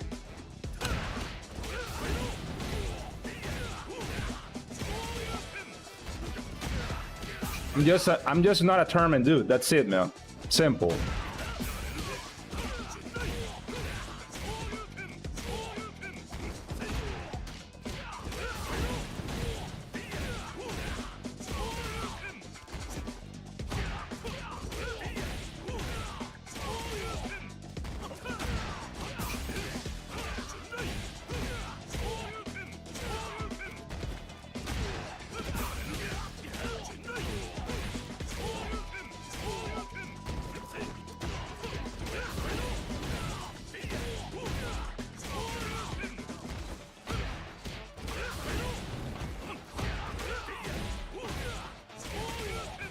Like, why everything gotta be competitive? Like, why the FGC always be so obsessive with tournaments? I will never gonna understand. They get like extremely obsessive with players like getting the tournaments. Like it with like shit is free to do, man.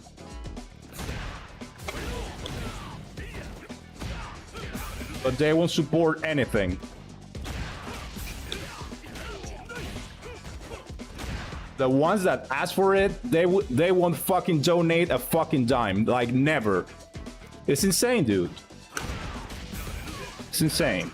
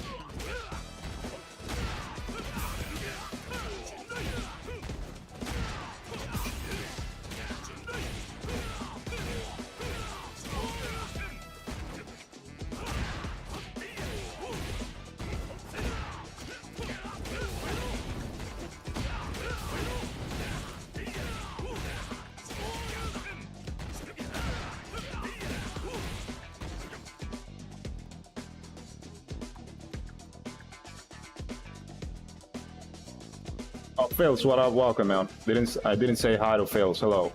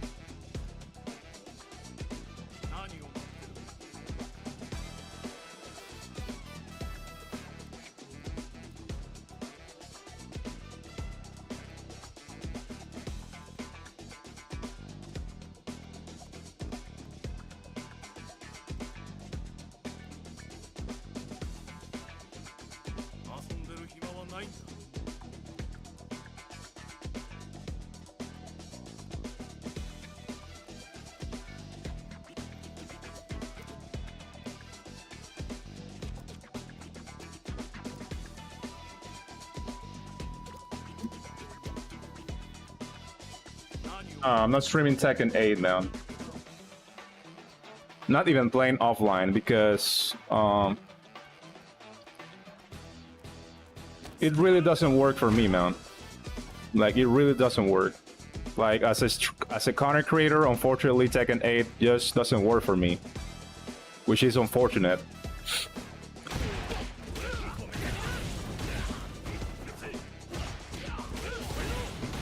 Hell, even right now, I'm actually struggling with SF6 to keep numbers. Now imagine with Tekken 8, like numbers are gonna be even lower. So, like I said, like I'm struggling right now with SF6. Now imagine Tekken 8, like.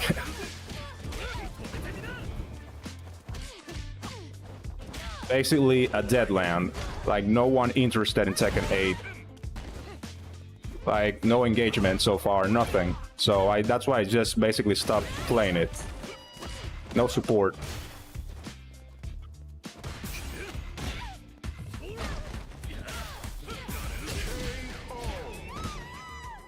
Game is great, man, but unfortunately, if it doesn't get support,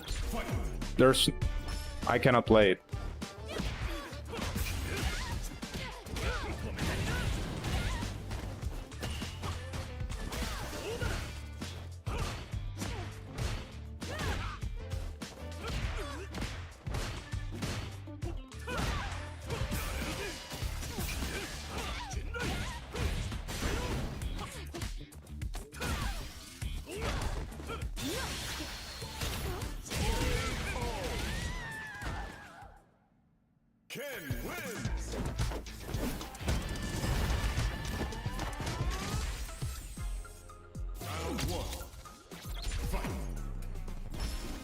The only way I can play it if if I have a good day streaming, like make enough money on a day, well, I can say, well, I can play whatever I want because I did really good this day, so it doesn't matter anymore. That's the only way I can go back to Tekken 8 after doing a good day on stream. Like good money. But if not, well, gotta keep playing SF5. SF6 is priority right now. This is main game, gotta keep it up with SF6. Even though it's getting stale, but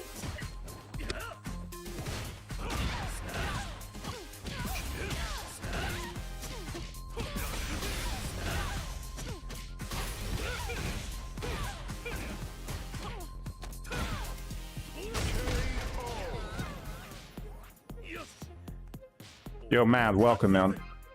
Welcome back. Round 2. Fight.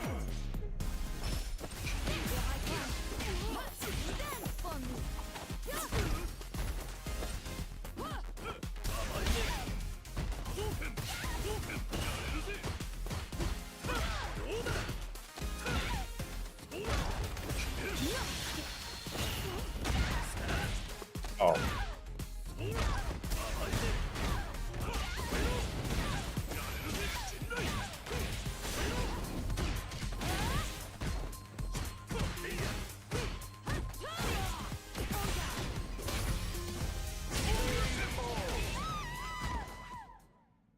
Ken wins.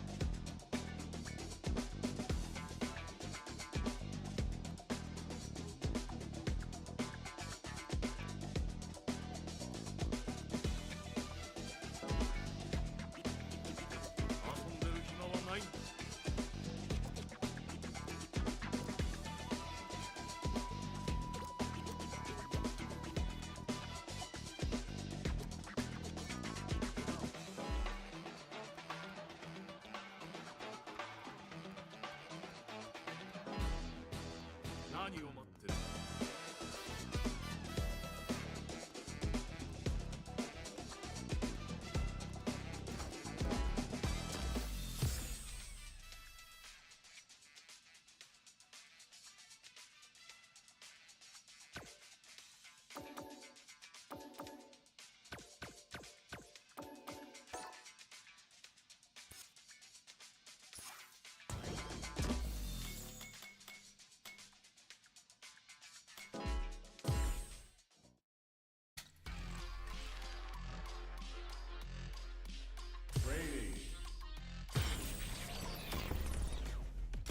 The macho ring. Survivalist, heroic as a tiger is. Earn my stripes cause you know I do or die with this. Journey started young, super hard headed. You is not my psychiatrist. Through a lifetime of strife.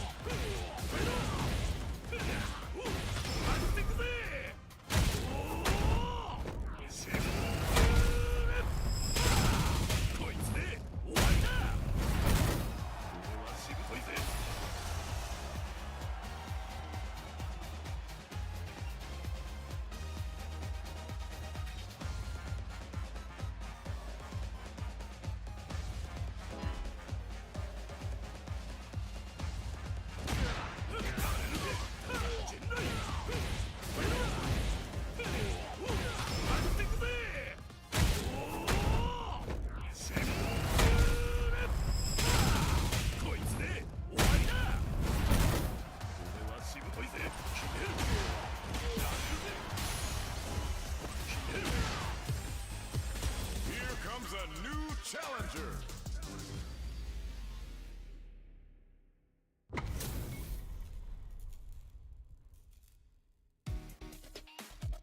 Round one. Fight.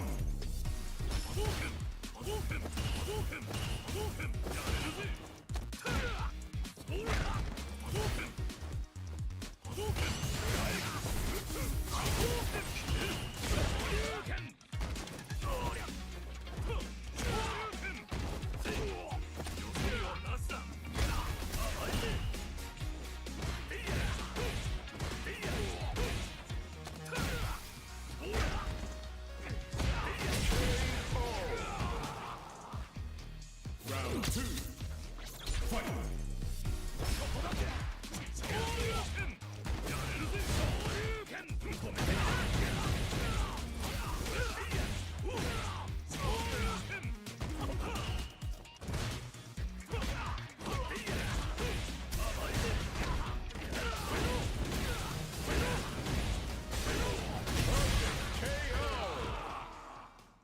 Ken wins! Round one. Fight!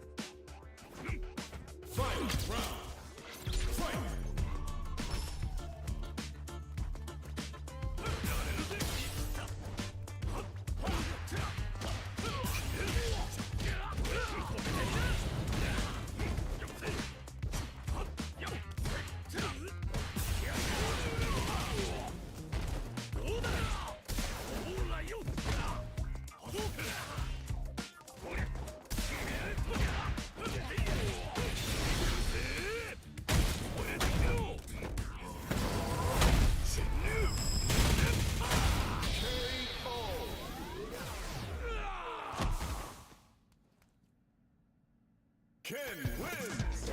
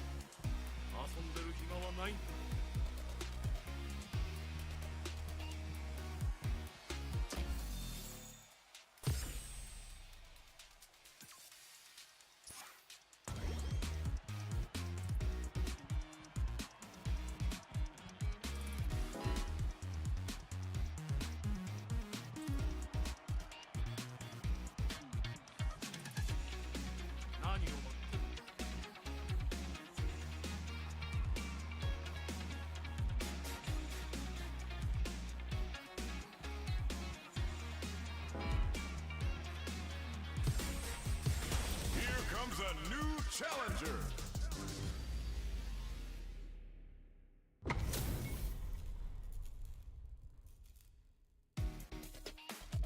Round 1. Fight. Yeah, even SF4 got that option, I remember. Insane, man.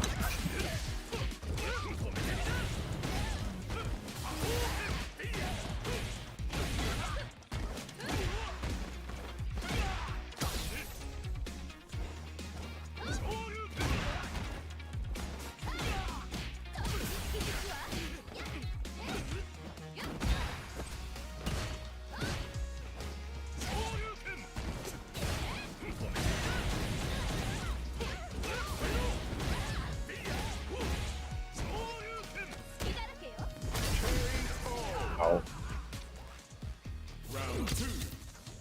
Fight. Dude.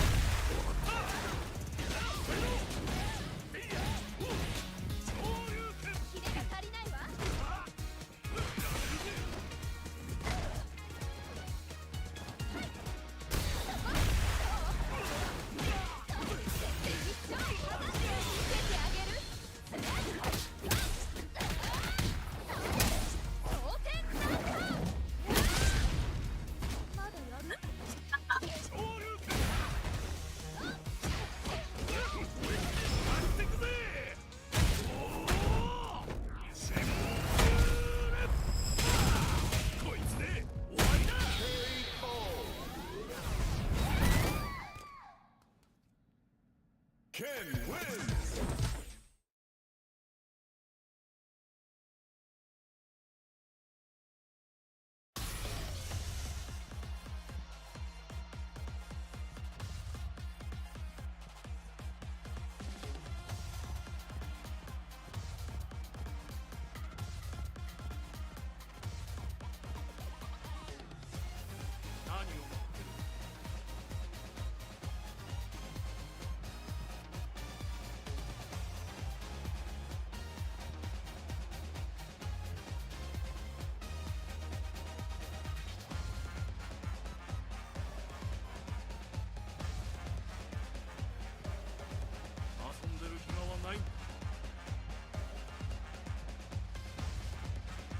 Yo, Man of Muse, hello, Mel. Welcome, Mel. Thank you.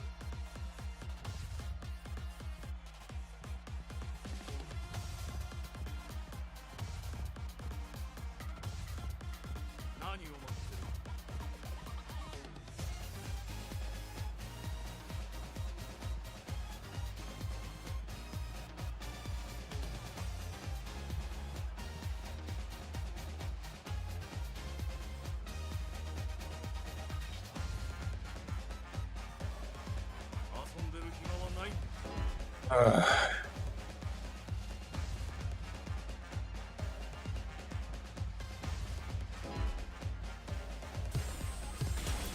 comes a new challenger.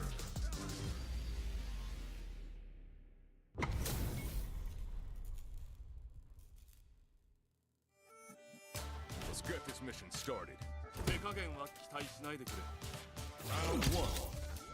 Fight.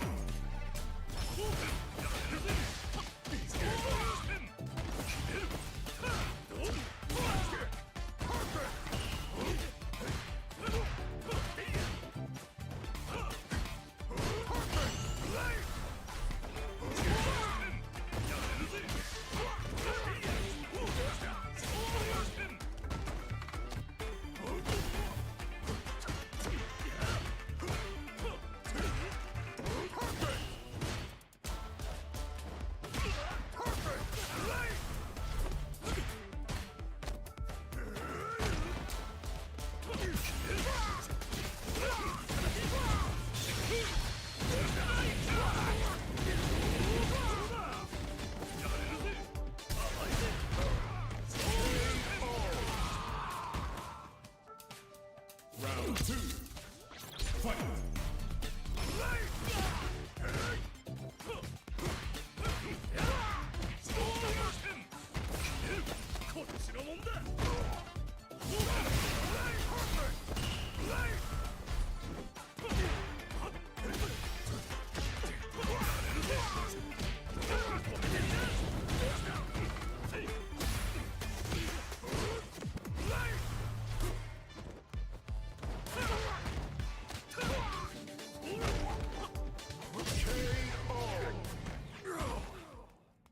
Ken wins! Round one. Fight!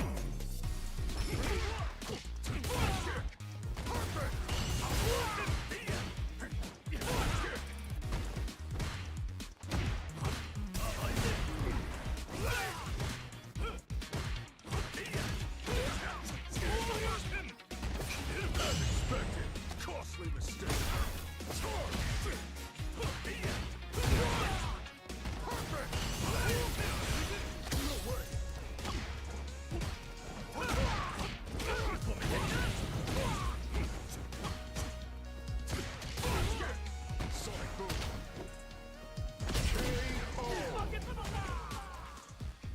Round two. Fight!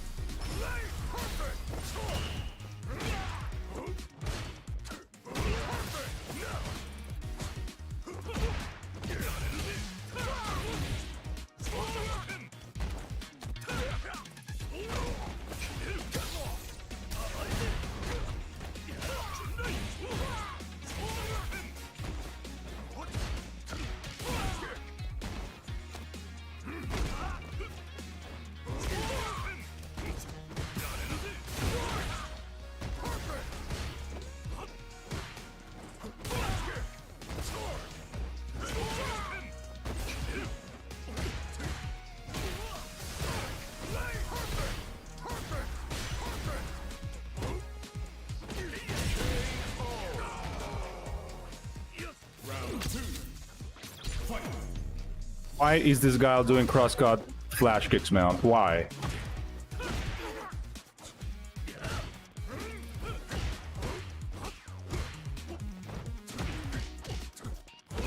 MR is so fucking low for him to be doing cross-cut flash kicks. Insane, man. Psst.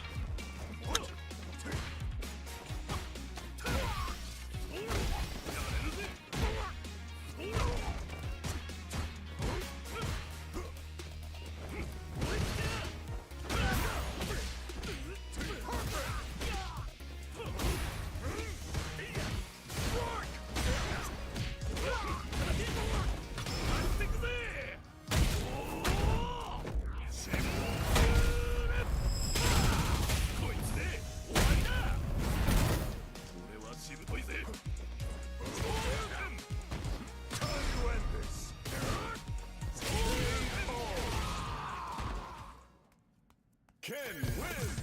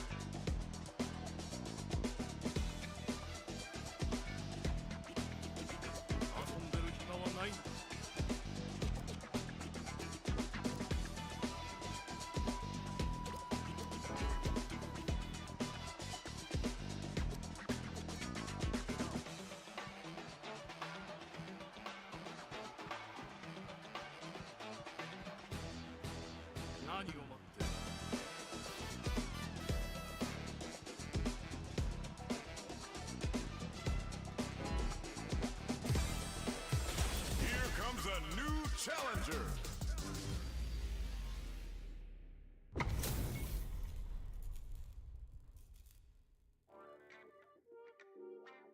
Let's get this mission started. Round one. Fight.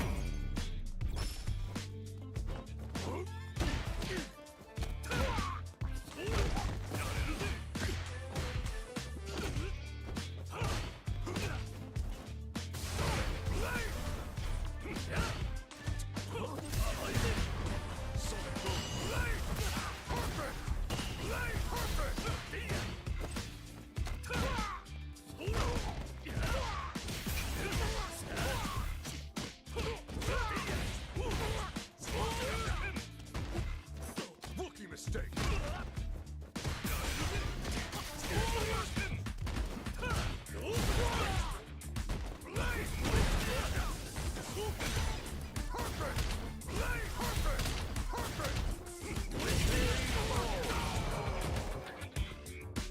Round two.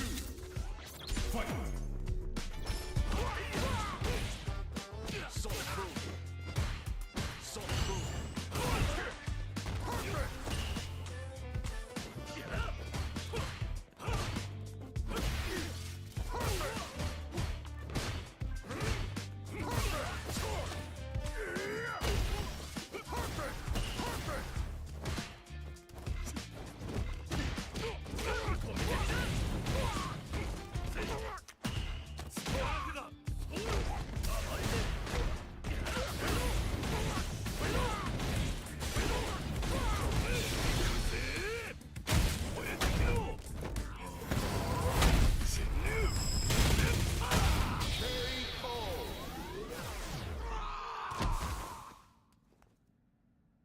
Ken wins! Round one. Fight!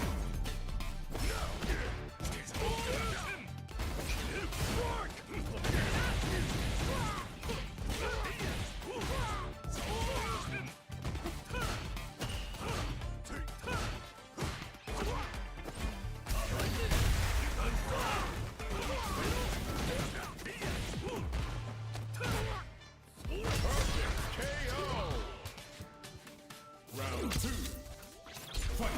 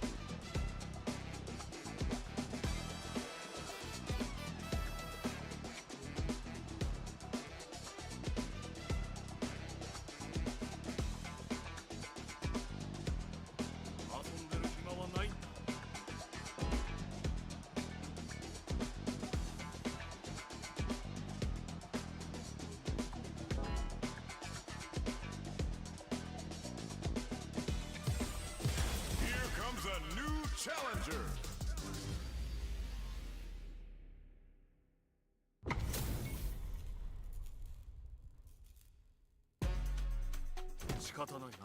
I think Ryu got easier execution. Definitely Ryu.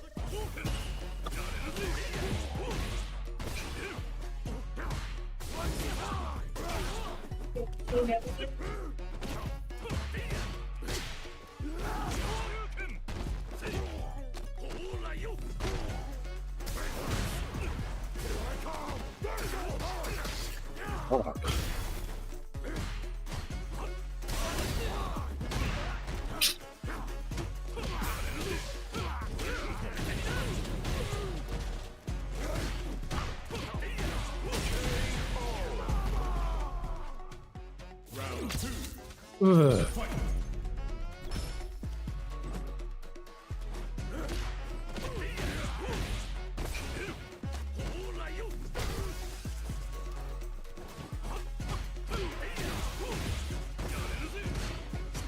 Claro, dice que nada más se encarga de uno y ya.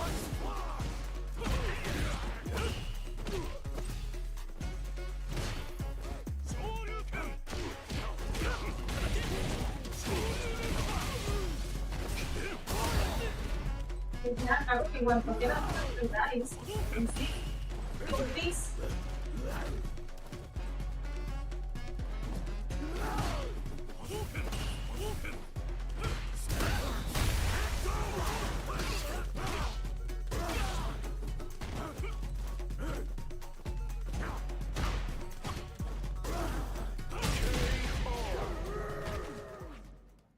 Ken wins.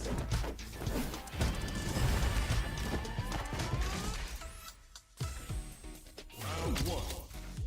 Fight. Yosomi wa nashi da.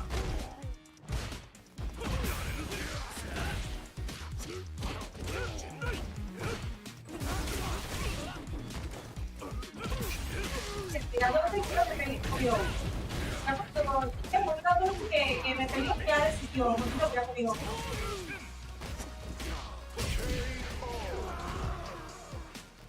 Round two. Fight.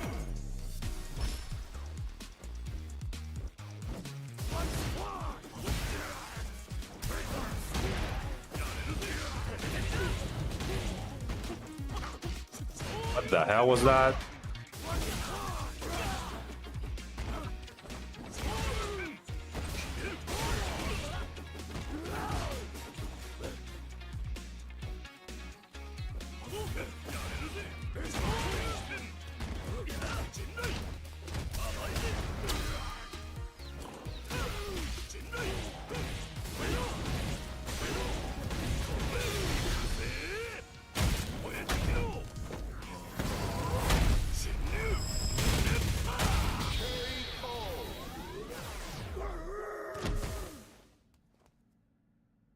Ken wins.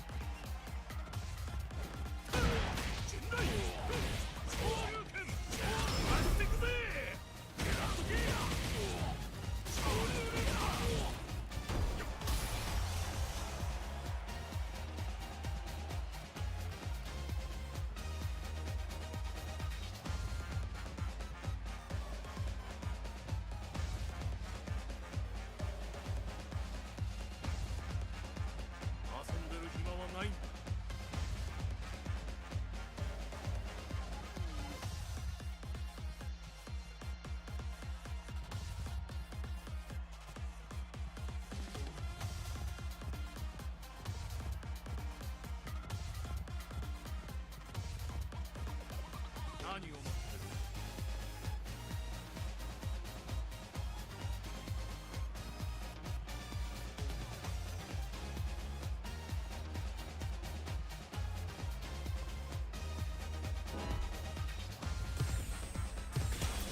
comes a new challenger.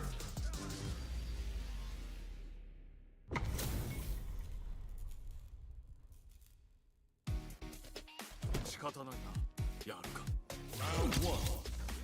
Fight.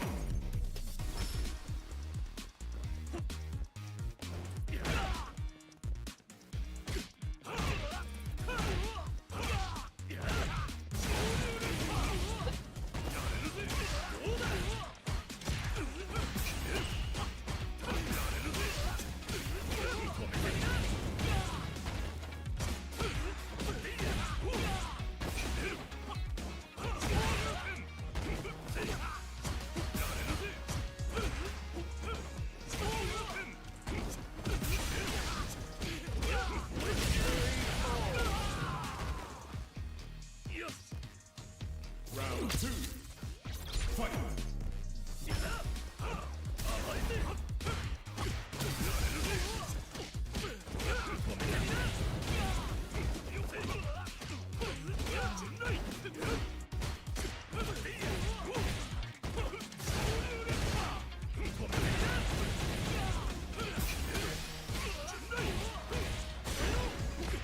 Perfect KO.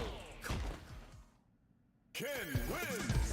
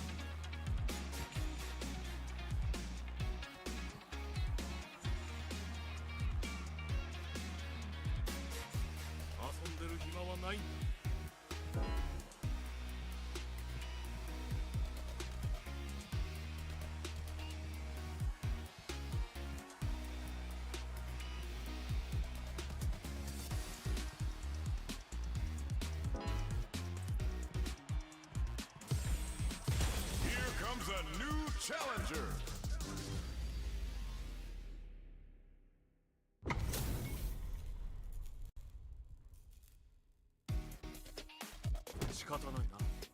Round 1. Fight.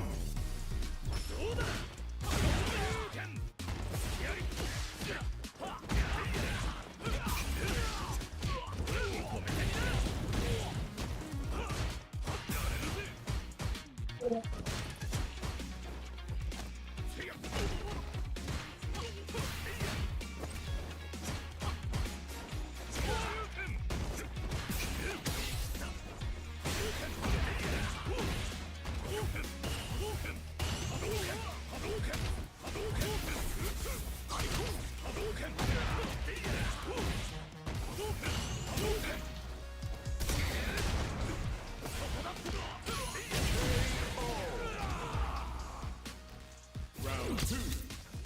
Fight.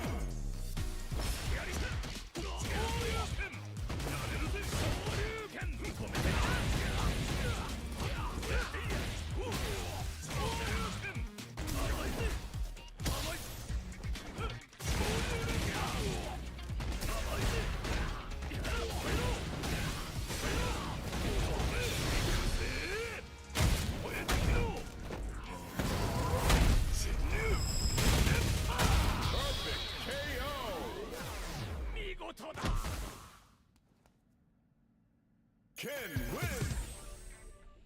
Round 1. Fight!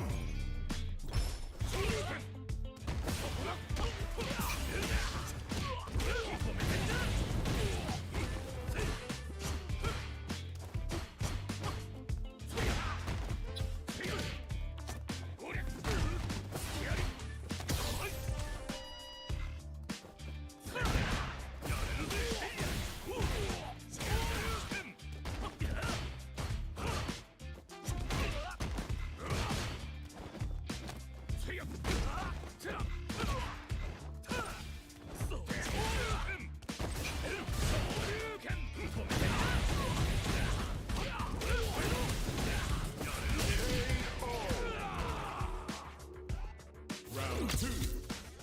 Fight!